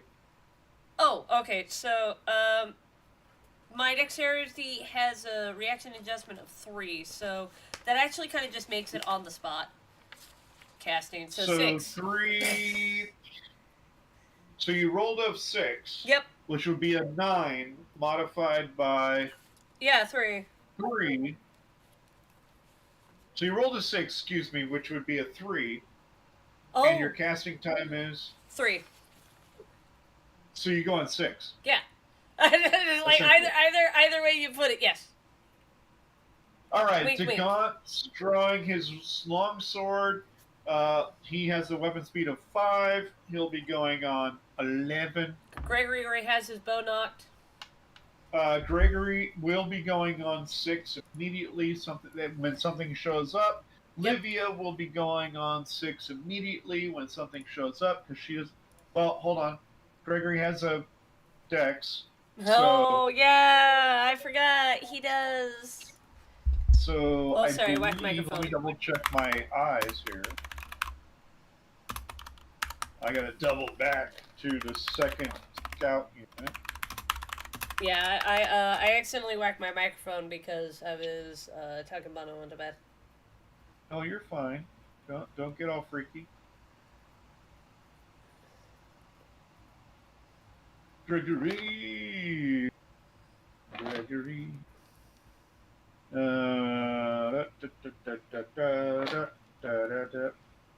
That's Bellion. That's not who I'm looking for.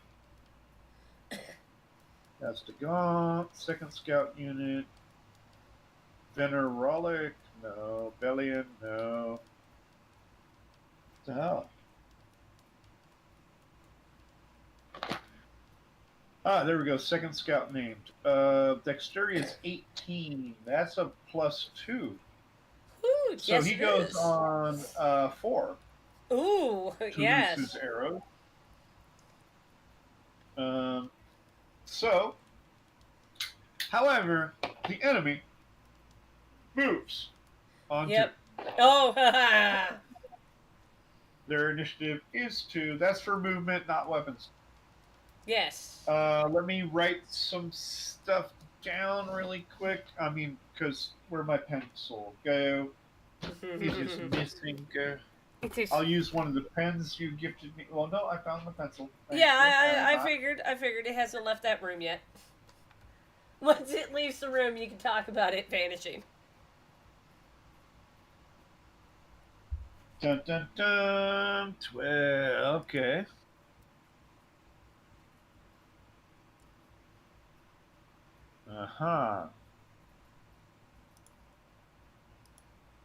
Okay, well that's startled. That's Oh. thrown. You're not. There's one that might actually be surprised with negatives, but I didn't roll low enough for them to be surprised. Right. So I'm not saying anything. if you could see in the room, this would almost be kind of hilarious. Oh, well, yeah, that depends on my placement behind Gregory.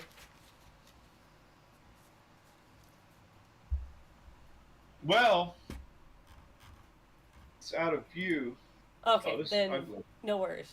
Let's see. Yeah, no, like I said, you see what appears to be tapestries and something that might be furniture. Yeah. As you're casting. So no worries. However, they go on 2. The door is open. There's light spilling into a room that is lit. So it's lit. there's a thumping sound, which has kind of a sharp, nearly sweet, and then a guttural growl, and the sound of a weapon being drawn. Yeah, that's my little Drow ears twitching.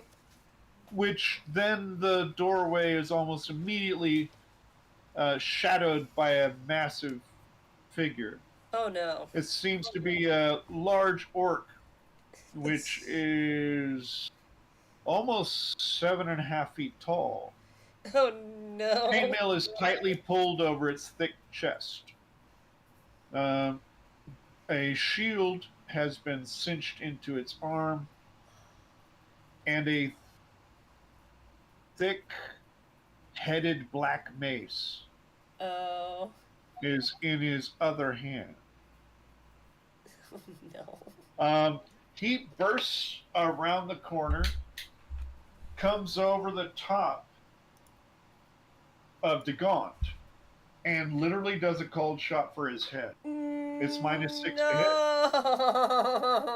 Oh, 19. -6 is a wait. -6 is a 13. I know. Let me go ahead and double check the guy's strength. I'm just saying that's pretty fucking. 13 plus 2 is a 15. And oh god. No, it's brutal. Oh, he cracks him in the head. No. On the fucking dot. No. Yeah, he hits AC 0. So that's how DaBun dies. Well, DaBun gets hit in the head by a thick-ass mace. His helmet it's a full helm, so it has an AC of 0. It hits 0 on the freaking dot with negatives. Yeah, that's me. So 1d6 plus 4 damage. 4 plus 4 is 8. Oh no. The Gaunt takes 8 to the head.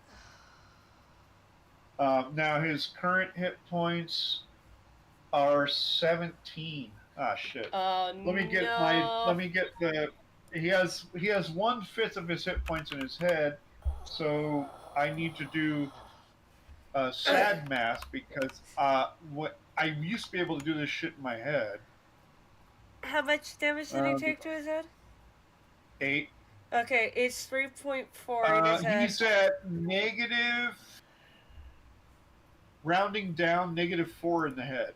Oh. He goes down hard. The Hard. helmet's dented, and he drops almost like a sack of stones. Oh no. The pig-faced, thick, brooding Hulk roars, placing its shield between him and what appears to be arrows and crossbow bolts coming his way. DaBun literally just slumps to the floor. I can't say anything because I'm casting. I can't say anything because I am casting. I can't say anything because I am casting. You are casting. Unless you're distracted and end your spell accidentally. Nope. No, in this You're case, just like, nah. I am going. Couldn't happen to a better guy. No, the slow, man. The slow. I'll be able to get it off. There's other sounds in there that are not ready yet. So, Gregory goes first. He launches 3 arrows straight into that guy because he specializes, you know. Yes. The other, there is 2. Thank God no one's in melee. Oh, jeez. 18. That hits. 18 hits armor class -2. And the third arrow is a 6, which is armor class 10. So 1 arrow streaks in. He's using sheaf arrows for this one. Yes. 6 points of damage is taken by the creature.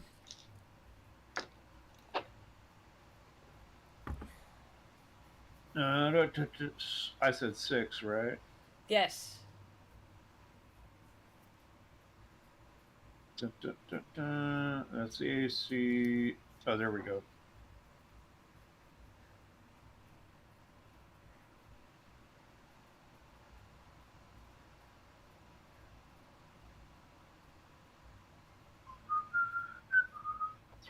Sorry about that. No worries. All right. The arrow sinks in, but just into the shoulder, getting some meat, probably just narrowly misses along as he swings his weapon arm all the way back, shield all the way up. This is just before crossbow bolts start hitting, but the thing is that your spell goes off, so yes! What happens is that, in the 40-foot so first of all, let me AoE, get some calculations off first. Because you need to. You threw the spell. That guy's my target. How far? Okay. So you're centering the spell on the door, essentially. What I'm doing is I'm putting the very edge of that spell on that door. Because if I center it, I might catch my guys. To affect him. Okay, yes. I get you. So the area of effect, of course, is what, 40 by 40? It's a 40-foot cube, so 40 by 40 by 40. Yeah. They do get saving throws versus spell. It's -4. I know. I'm just calculating. I'm sorry. I need to let you calculate. So saving throw versus spell. This guy, important man, rolls a 2. Does not make save. Inside 14 doesn't make save. 6 doesn't make save. All right. So I can. After he's braced, he's very slow. You utter the last utterance. Yes. And the spell flashes into existence, and you can see him just stiffened and slowed by your command of the temporal energies. That one dies. That is quickly followed by Livia crossbow unload. 1 shot, 1 bolt. 7. He doesn't have a dex adjustment. It just kind of like ricochets off the rim of the shield. There is a +4 to hit him. It doesn't matter. I know. rolled a 2. You rolled a 2. I was just clarifying for all their Well, shots. hold on. All right, I'll check. 2 off a THACO of 15. So that would be 2 out of 13. No, 4. So 11, which would be AC 9, which misses. Yeah. I used to be able figured. to do this pretty quickly in my head. But whatever. We'll get back that capability soon, or well, not soon, Oh, but soon. maybe TM. if I'm not lit. If I'm lit, like, if anyone can't tell I'm lit, I'm pretty sure they know by now. Okay, so we're not doing a new initiative yet because things are still rolling. Absolutely.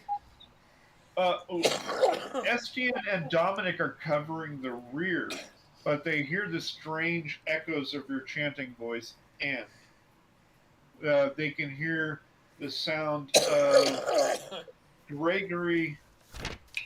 Actually, no one yells. No. Livia might be like, I might actually have her do that. Oh yeah, no. She basically says, "Contact front, the gaunt's down." And I did follow up with kill that one. So after my chanting, of course. Movement wise, on what you said, 6. Yeah, 6. Estienne and Dominic rush to the location as best they can. They crowd up at the base, so they double in on the long shot behind all of you. It is not in melee yet, so they both take crossbow shots. Oops, that fell off the mark. One just skitters down the hallway. The second one from Dominic is an 8. It also goes nowhere. They drop their crossbows, as does Livia. You can tell by the sounds of their voices and the growls that they have basically seen their second in command go down and laying on the floor, and they are going to charge as soon as possible, possibly recklessly.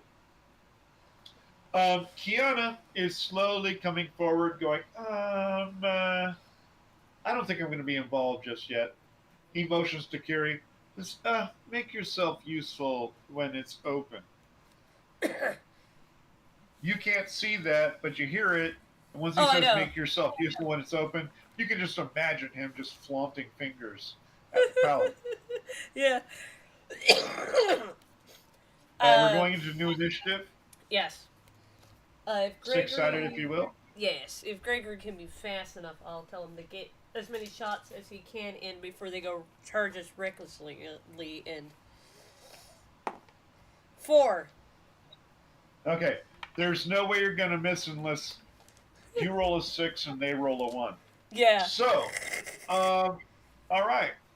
The Orcan form is almost completely shielded at this point and is moving in slow motion to start, in its mind, charging. But the hallway just seems so long suddenly.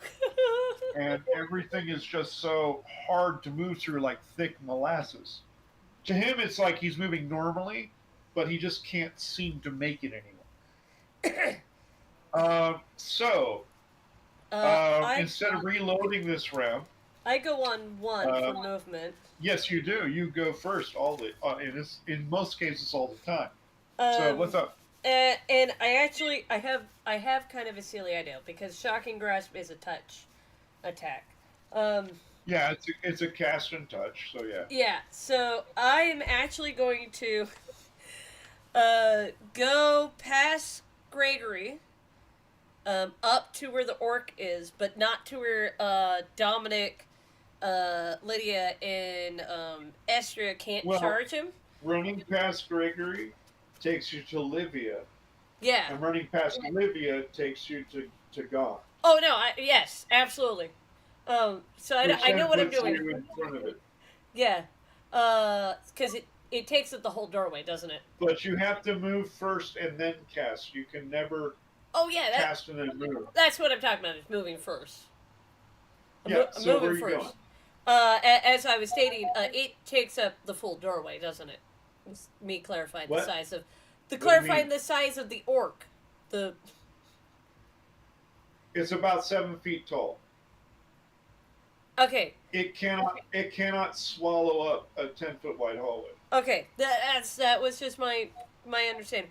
So what I was saying was that I do go past all of them to go up to the orc, to Okay. Yeah. be able to then do my shocking grasp. I have to touch it button. I just did not want to be in the way of the charging knights, or not knights, but infantry. Well, you're gonna be ahead of them immediately anyway. Yes. They're gonna look slow in comparison. Yes. They make their charging sound. 2 of them are way behind you by several, well, 20 feet or so. So One of them's ahead of you by 10 feet, but you're nimble. yeah, so that's what I'm doing. I'm taking that chance to go over there and go, hey, you got a whole shield body, everything, shocking grasp touch. So yeah, basically they start running, and then you burst past all of them with a speed that they can't match. Yes. And I'm you get looking. there first. As you come to the position, you have to start casting. Shocking grasp with a casting time of 1, right? Yes. I have So to you look up arrive the there damage. on 1. Your casting time makes it 2. Yes. I just want the So, damage for shocking You grasp. burst up there. You say a short couple of words on 2. Yep, and I At the have end to of touch 2, him. you can do your attack. Yep, so I go and touch him with the shocking grasp.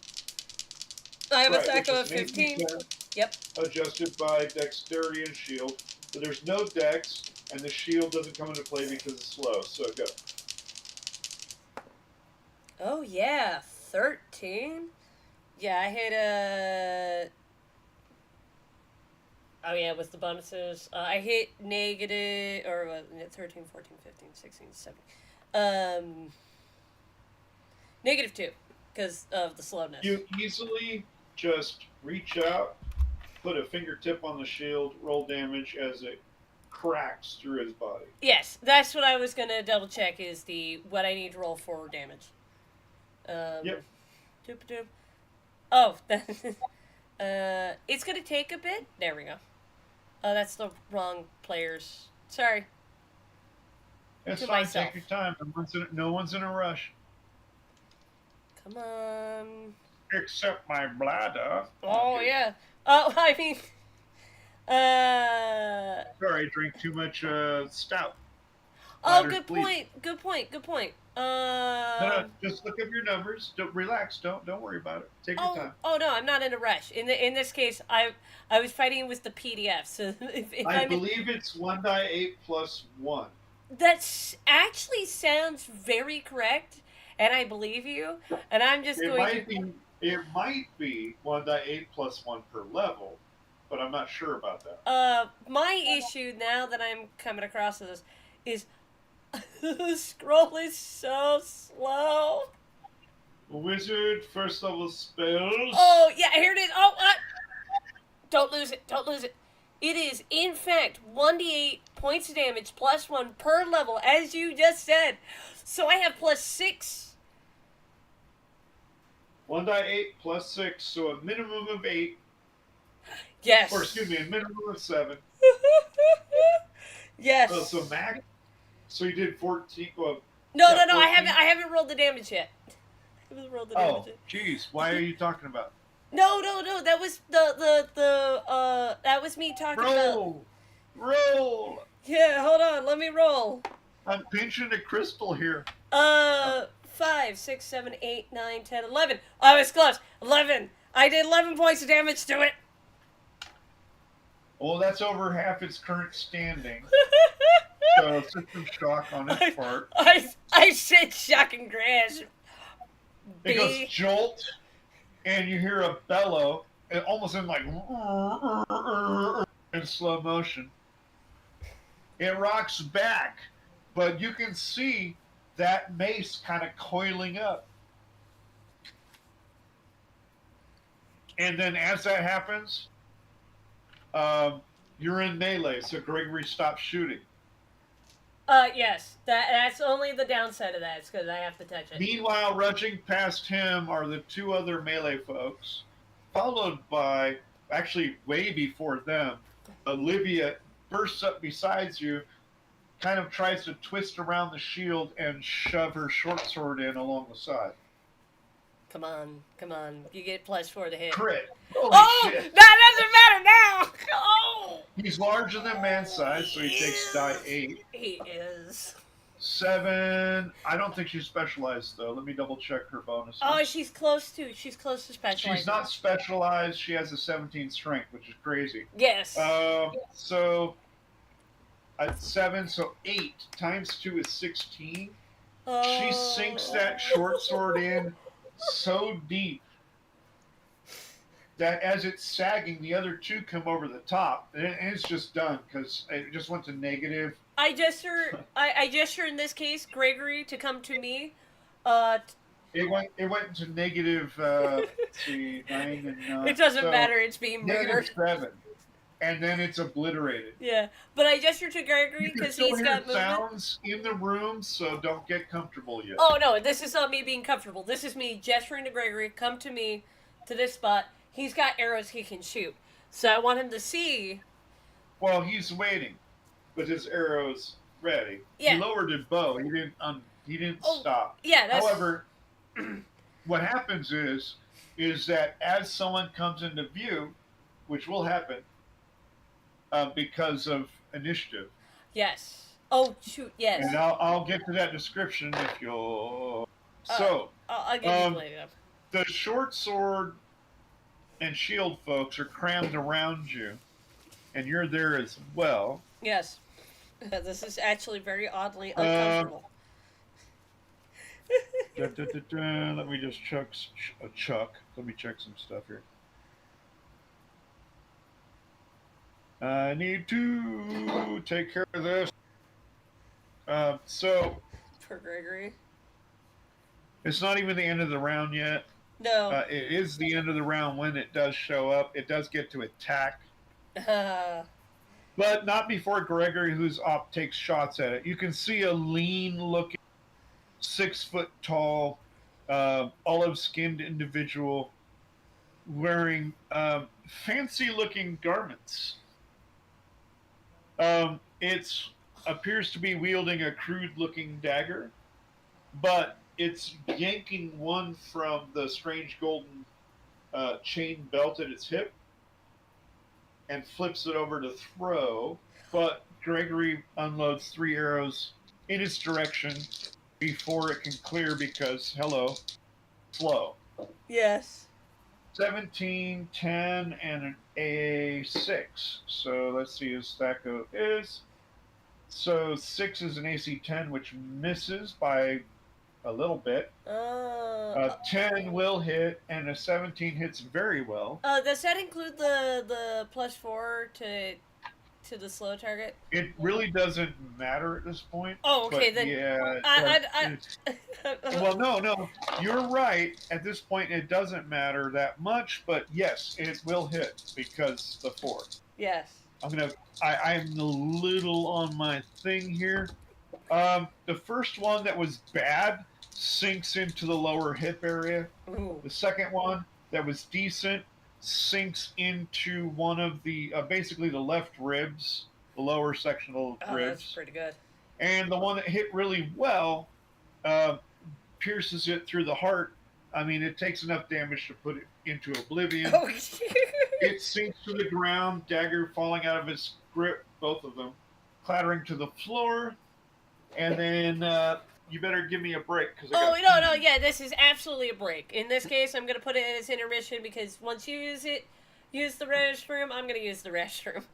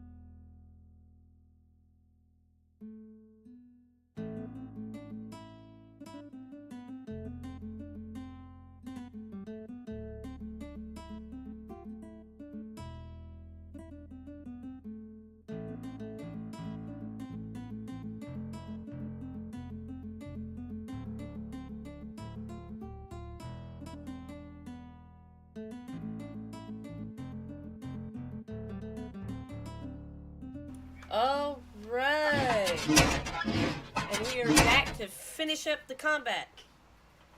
Well, All right, so first of all, quotations. DaBun might be dead. that woman creature went down so fast. So this round, Gregory used sheath only, and he fired off 6 arrows. Yes. That's out of his sheath. That's out of his sheath quiver. Yes. And he still has his flight quiver, Yep. which he used some earlier, but that's okay. He's got plenty of arrows still. So that female orc went down. She was wearing some rather nice stuff. It's now stained with black blood, holes pierced through it. And there's one more. Go ahead and roll a detect noise. Ooh. It's percentile. You get your bonus because of yes. race. Yes. So let me. Okay, You're I not got a thief, but all people have a minimum of 15% for detect. But because I am a drow, I have a little higher percentage. Yeah, you have a bonus to it. Also, I got it there's a written sound down. of combat, so there's a negative as well. So tell me what you rolled. Oh, I will. I haven't rolled yet. 33. I wouldn't make naturally, so the combat is just currently too loud. Totally missed out. Yeah.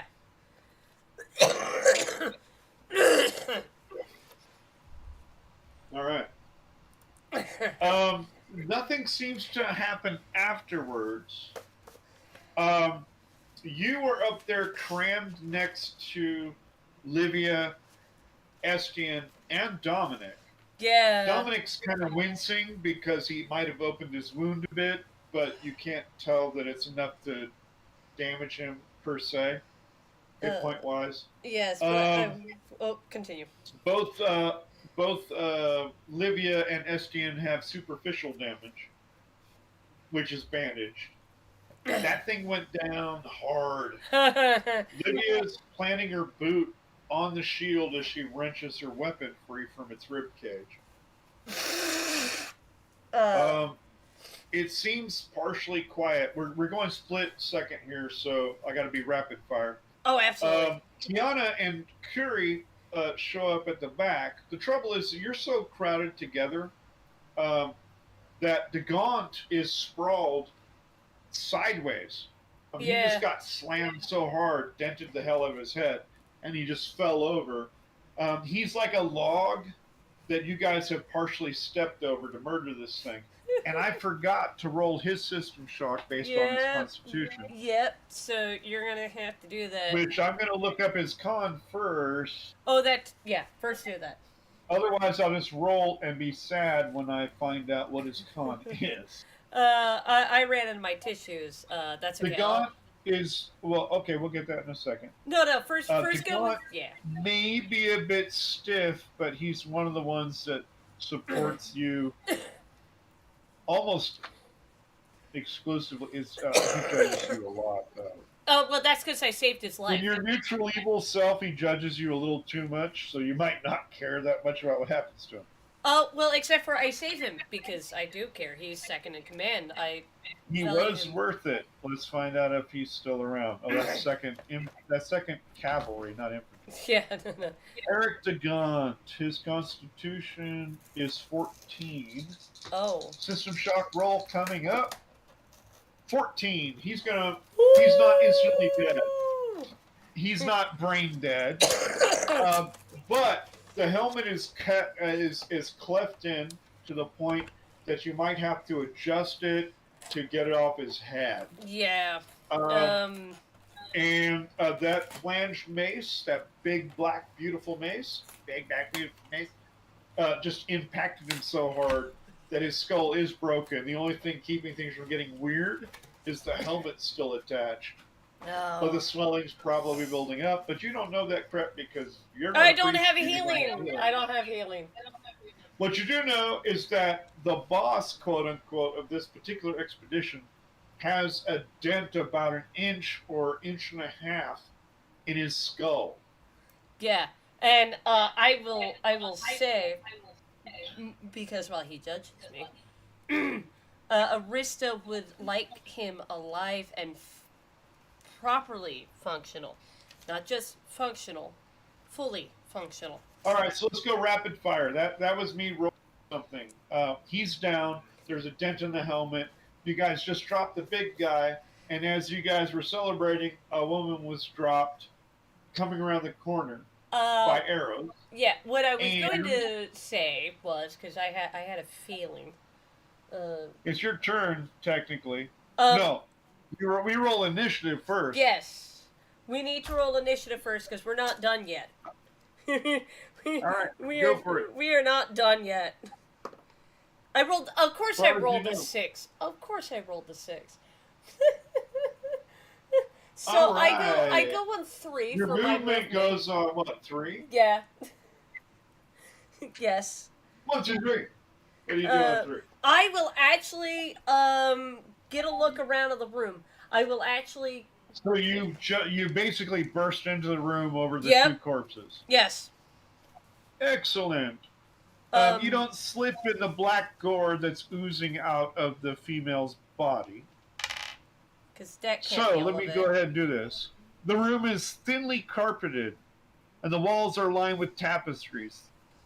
I don't want to go into too much detail. No, because the north wall has a tapestry. The southern wall. Oh wait, hold on. There's another one tapestry on the southern wall. The west wall is also dominated by. So there's tapestries on every wall except for the wall you come through. Okay. The floor is carpeted. There's battered furniture that appears to make the room a little more cozy. It's weird. It's like it's distressed. That's what they called it today. It's distressed. There's a wine bottle and glasses on the table, and a low cot is snugly erected against the north wall, which you will see on the way in. All right, so the north wall. Yeah, the north wall, I mean, immediately to your right, which is not even... Technically speaking, the door opens and in front of you is a cot. Yes, that's what I was trying to write. So you burst into this room. I'll go ahead and give you the dimensions. It is small. It's 20 feet north to south, 20 feet east to west, with a 10-foot ceiling height. This is pretty small for the kind of thing you've run into. But it's cozy. This is not a guard section. This is not a place for any other thing other than what you can tell probably is a chieftain type. So what I am now looking for is any potential chance of secret doors, because that's not foreign. You don't get the chance for that. It's going to take you 10 minutes to search by 10 feet. Yeah. Crap. But you can declare you're searching. I do declare. All right. I'll give it... Excuse me. The death... okay, the Everclear has come back to haunt you. No, sorry. My throat. Excuse me. All right. Let me get... Oh, you need an inhaler. There should be an inhaler in that room. Give me a sip and we'll get ready. Hold on. Oh, okay. Yeah. I was just going to roll my 1d6 while you do that. Okay, first, since you're taking your time, I'll give you a better description. Oh, yeah, okay. Oh, my God.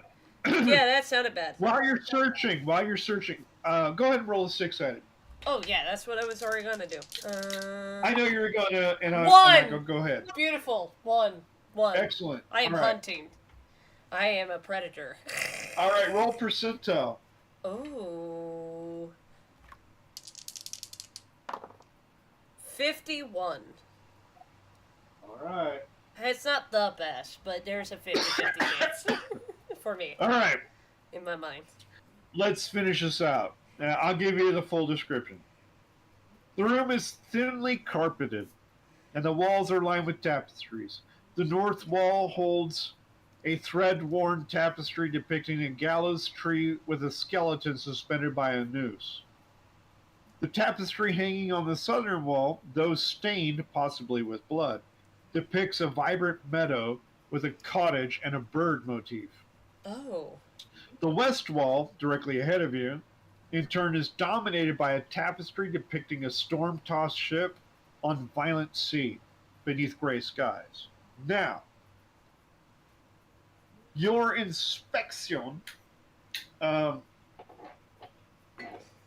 allows you to find almost immediately that behind that western wall, the tapestry seems to be slightly disturbed, which you fold back and see a door.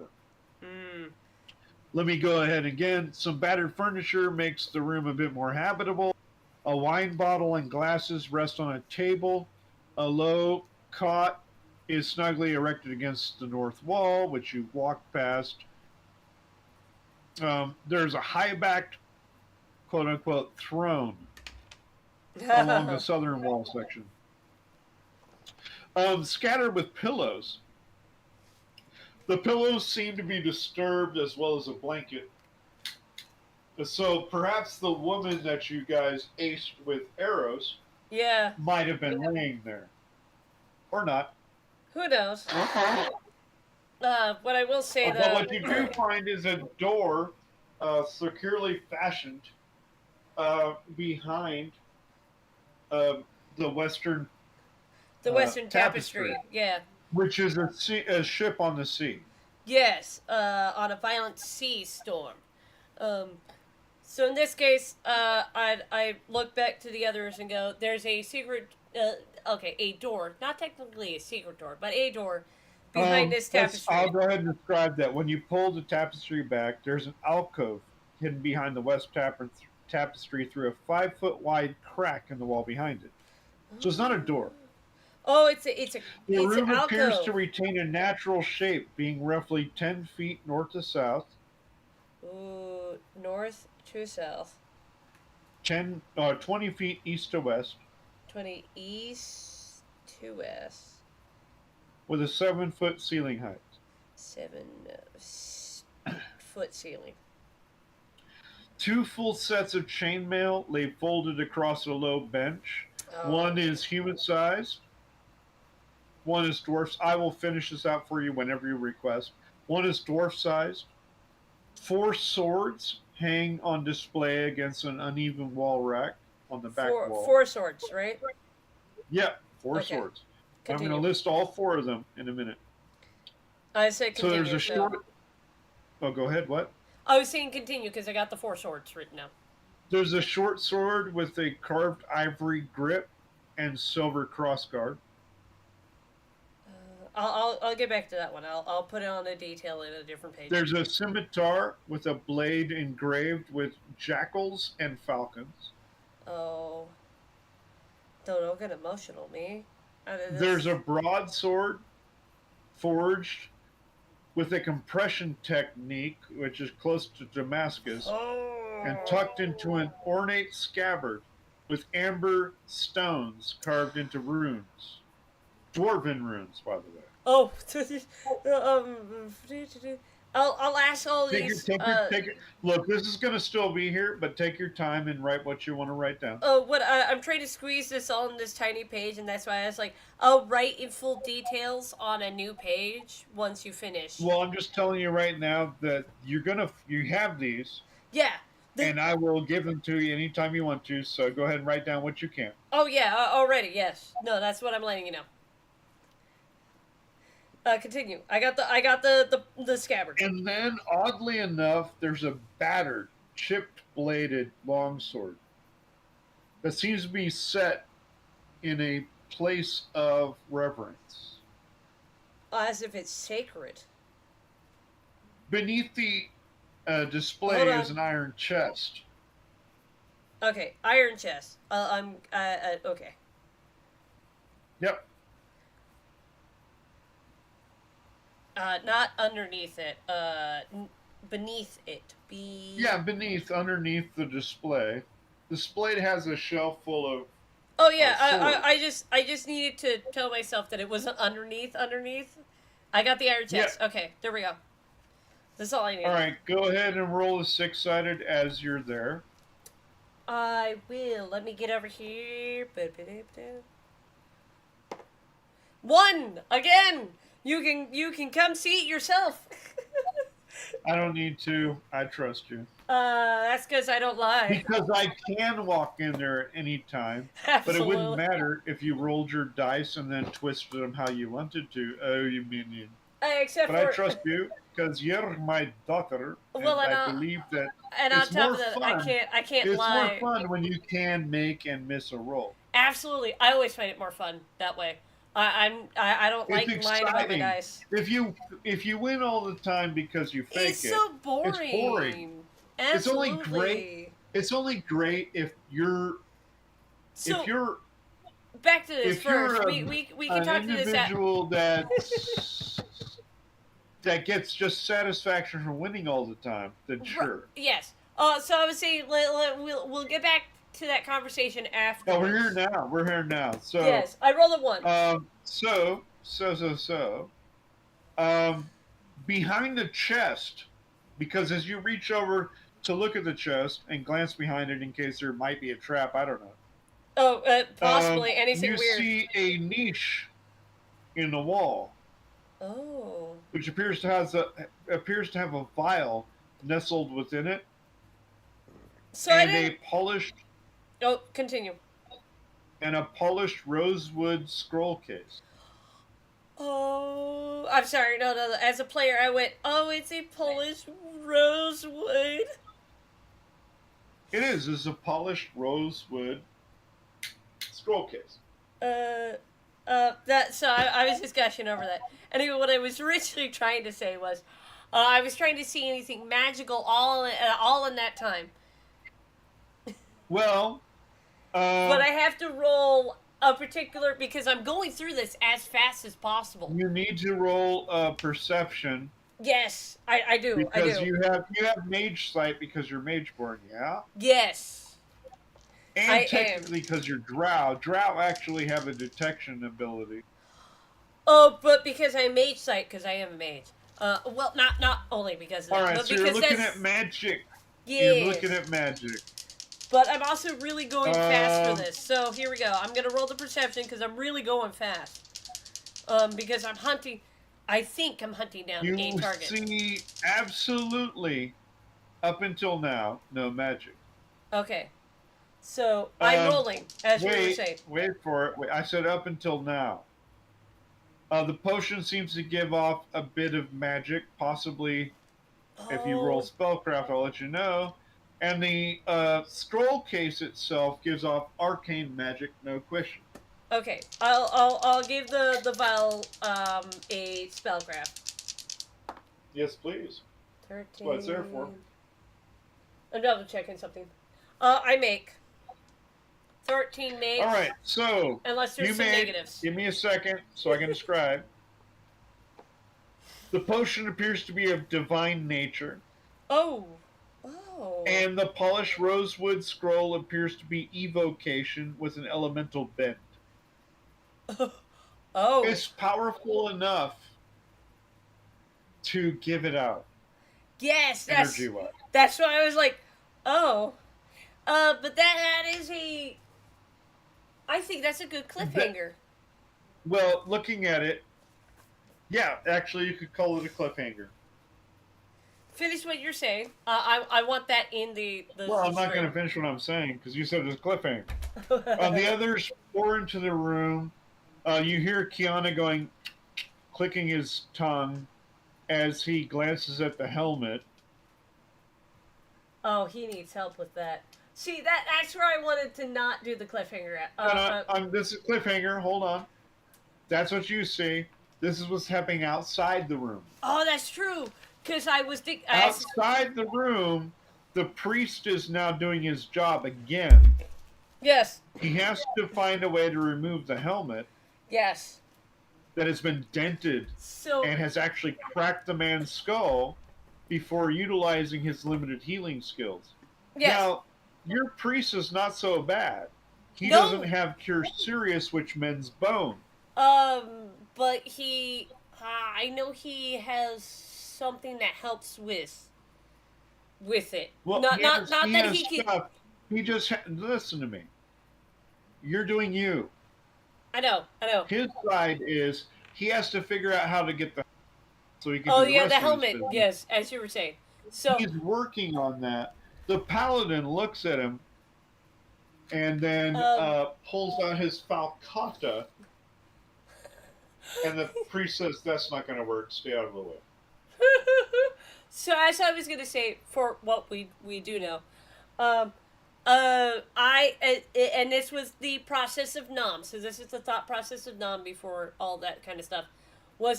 I was hunting down for one more being because I had a feeling, gut feeling, not a true feeling, not anything, like a true sight or anything like that. No, I had a feeling. Well, give me a second. So write down for sure what you found. Oh, I did. And then write down for sure your suspicion. Okay, I already did. I believe there is one being that already mixed originally with the female orc and the orc that we already taken down. That Yeah. I believe is still alive, and he is slowed. That they are slow, excuse me. But Nom does not know that. Whoa, Player knows that. No. Nom might have a suspicion.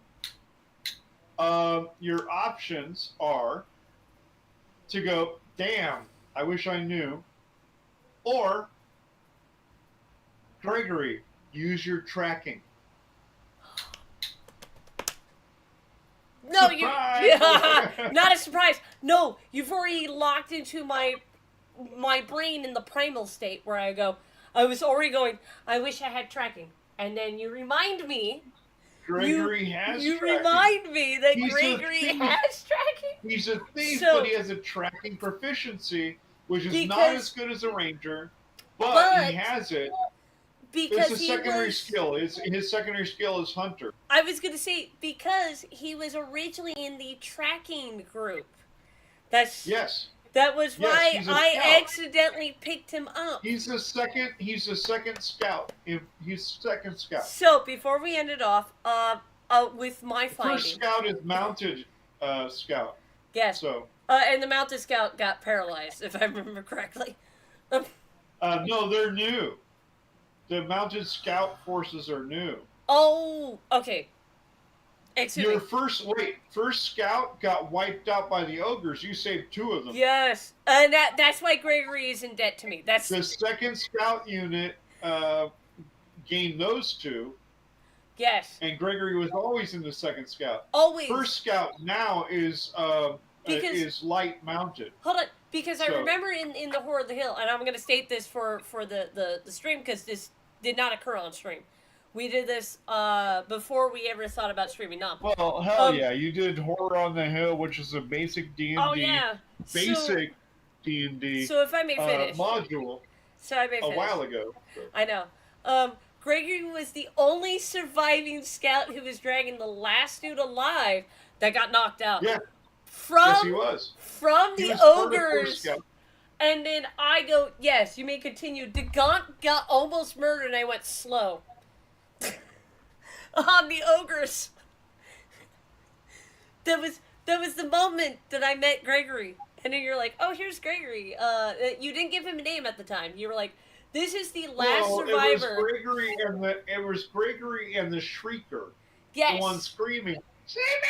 Save me! The goblin! Oh my Oh, God!" yes, because that was the one that got dragged by Gregory. Because it was. Gregory was dragging his broken ass away. But Gregory stuck the longest because he was like, I know what happened. I know what happened to my folks. So, back to now, because I want to finish this before we end it.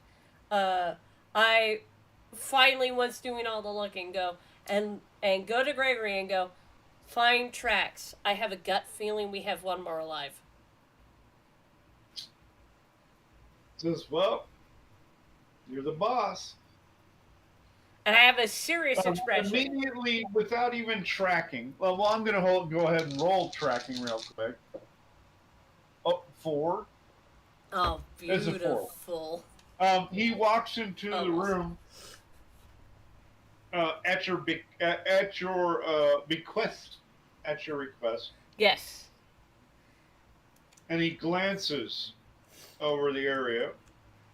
You say, "Look for tracks. Yeah. Look for indication." Look for indications of somebody who left, because I have a gut feeling we're missing one.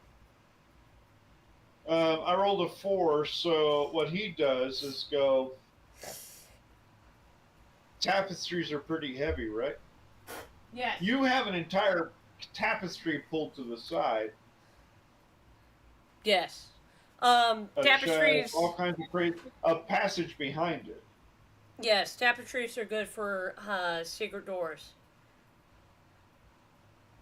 Concealed doors and secret doors. Yeah, familiar. Yes. What I gotta tell you is, you see those pillows you've noted? I do look at them because I already noticed they were kind of odd. I just didn't react on them. Well, they were them. just disturbed. Yeah. They were disturbed. They're pillows. But I did find he says, you'll know. He says, because that's what he does, not what you. Oh, I know. Continue. He says, you'll note that they don't head towards you. I look at they it. They head towards the south wall. I look at it in a form of, now I have got a new outlook. And there's pillows, but they've been kicked in a way that seems to indicate they went away from the pillows. Oh, because I had and this is what I'm going to say, I had the assumption that the orc I said there was blankets and pillows disturbed. Yes. I had I had the inkling that the female orc, the one that had just died. Now finish. And as you reflect on that, realizing that what he just said is that female orc didn't come from here, he pulls the southern tapestry aside and then frowns. You see a blank wall, which is pretty standard. I've got a plan. Because I thought for sure someone came this way. But I don't see anything. Gregory. Alright, there's a sudden realization. Gregory, I'm going to tell you. It might be like the pressure plate thrown back at the hill. You said something about the pillows. They are, in fact, structured strangely. Yeah, well, no, they're not structured. Someone ran through them. My tracking seems to suggest that based by the displacement of the pillows, someone headed south. Could it be tapestry perhaps on the south wall is partially creased. Grayson. No, Grayson. Gregor. Could it be perhaps there is a timer about how they shifted those pillows and they secret passageway closing? You think so when we just jumped in on top of them all? Even with the slow, if we're busy enough, they could do it. If someone took their time to do all this, it'd be crazy. Why would they disturb the pillows then? To distract us. You think they took their time in a slow spell to adjust the pillows to distract you? Well, it took a good enough time because I went to the west tapestry. Let me ask you a question, my lord. Is the spell still active? It should be, actually. Or did you let it go? I did not let it go. I can, it stays there because I don't need to concentrate on it. I know you don't. So, unless you consciously cancel the spell, it lasts for the duration. Yeah, how long is the duration? It lasts for 6 rounds. So no, it's not even close to being done. No, absolutely. I'll go. It's not close to being done. So you're telling me that if what you believe is true, they would still be moving pillows to make sure it looked like someone was there when we came around the corner? No, in this case, they have... Gregory. Your spell wears off at this point. Shit, it wears off. Because searching usually takes 10 rounds. But we're not doing that right now. We're doing haha. Wait, no, it actually took that long to, because I'm going through this. Well, took- because searching takes 1 turn per 10 feet. Oh, I was going through my brain process. It took me. I cast a spell. Another turn. 2 rounds.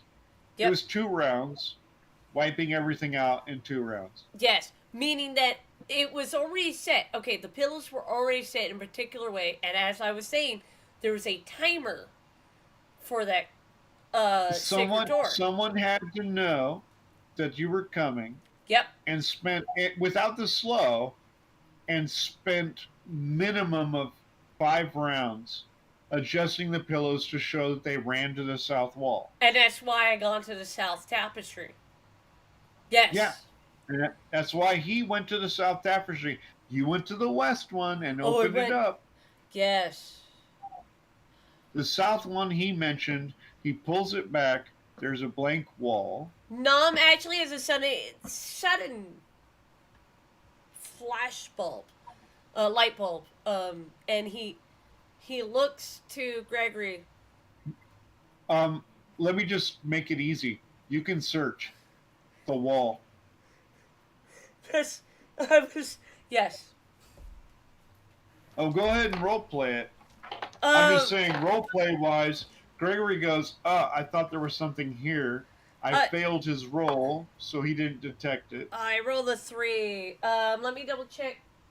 You do detect it at 3. Yes. That's right, 4 or lower, because Drow. No, 3 or lower. 4 or lower, actually. I got it written down. Sure, that works. Either way. You see the outlines of what would be a secret door that has been used. And I traced it with my finger. If some asshole would turn off the light, you would be able to see the heat pattern. That's how early it was. Somebody went through there a moment ago. That's where They knew what they were doing. They timed it the moment things got weird and went through within 2 rounds. The moment they saw the lantern, everyone else was busy. The 2 other people who were busy were the ones we just murdered. Hey, boss. So there's a door in this wall. And I trace it, and then I go, the one who set up those pillows is the one who noticed the lantern. Moments ago. They didn't set up the pillows. They ran through the pillows. That's why you saw the freaking... Ran through the pillows. What I was saying is that if what you said was what you said, they would have taken like 10 rounds to a day to adjust the pillows. They didn't adjust the pillows. They ran through them. That's why he could track them to the south wall. Yeah, that's why I was clarifying. Yes. Yeah. I was clarifying. The whole factor was he said, "Oh, it's a blank wall," and then we had to make up excuses. There is no excuse. There is no excuse. So I do. I traced out that outline of there is a door. All right. Yeah, there is a door, and you're not sure how it opens, but there is clearly a door. I got no clue how it opens. And it's partially the fact that you look at the floor and there's scrape marks. Part of it is that you can see potential markings in the stone that might be an opening. The reason this got all weird is because of how you tried to play it. Yes, no, absolutely. I do agree. And that's why Gregory didn't play into weird crap. He just said, no. As a player, I was playing into absolutely weird crap. Well, Gregory failed his role. He just knew. He's like, okay, there's nothing back here then. 'Cause it's weird. We had that weird, and then we had the breakdown discussion of why would it be weird, and the not joke, the convoluted conspiracy. Yes, the conspiracy. They moved every individual pillow during your slow, which makes no sense. Which is kind of like sarcasm. That didn't happen, obviously. Oh yes, because it didn't. It didn't. They ran that way. That's the purpose. Yes. They ran that way. They left as fast as they could, So my thing was probably going too far on the sarcasm of, well, the only way they couldn't go like that was if they slowly somehow changed the pillows, which it should sound stupid because it would be stupid. It would right? be, and that's why I was like, wait, they saw the light, and before the slow hit, they ran to the Let south. me give you something. The boss guy opened the door. Oh. Remember? Opened the door, crushed the dude's head. Yes. Before the slow spell went off. That gave everybody in the room a chance I thought DaBun opened the door. So no, yeah, you're correct. I'm sorry, DaBun did open the door. He did open the door. He still got his head caved in before your spell went off. Yeah, but they managed to move first, so they already heard the movements, us moving, us getting there, us doing all the Well, stuff. yeah, because DaBun opened the door. Yes. And it came out and clubbed him in the skull. Yes, that part I was agreeing with you on that one. I know this is weird how we've gone off rails on this. No, I just wanted to update on. All right, the very, map. very long story short is we have Gregory was like, hey, there's something wrong with the south wall. He opened it up. I was like, I guess not. And then you're like, no, actually there is. Yes, that. And you point out that there is a secret door which will require a roll to open. Yes. But you want to do that now? That's next time. That's next time, actually. That is. Tune in next time when we don't argue as much, and you roll to see if you can open. I don't make weird ass theories that don't make sense. Well, you don't make weird ass theories. I know. And us arguing. No, I'm actually poking fun. We are arguing only because you're taking the sarcasm literally. And that's because I'm drunk. Well, no, it's just because the way I did it was pretentious. No. I was drunk. You're drunk. Well, you are drunk. And when you're drunk, you forget that. I forget that there is sarcasm and don't take it seriously. I'm teasing. But thank you all for being here. That was not. Hey, I'm sorry that I'm here. No, I'm kidding. Actually, I love you. Actually, we did pretty good this time around. So thank you all for being here. Good night, good day, good evening, good afternoon, or whatever time it is for you. I hope to see you next time. It's not going to be on Sunday, though. We don't have any Sunday stuff going on. Unless we plan to do something a little weird. Good night. Unless we get drunk again. Good night. Bye-bye.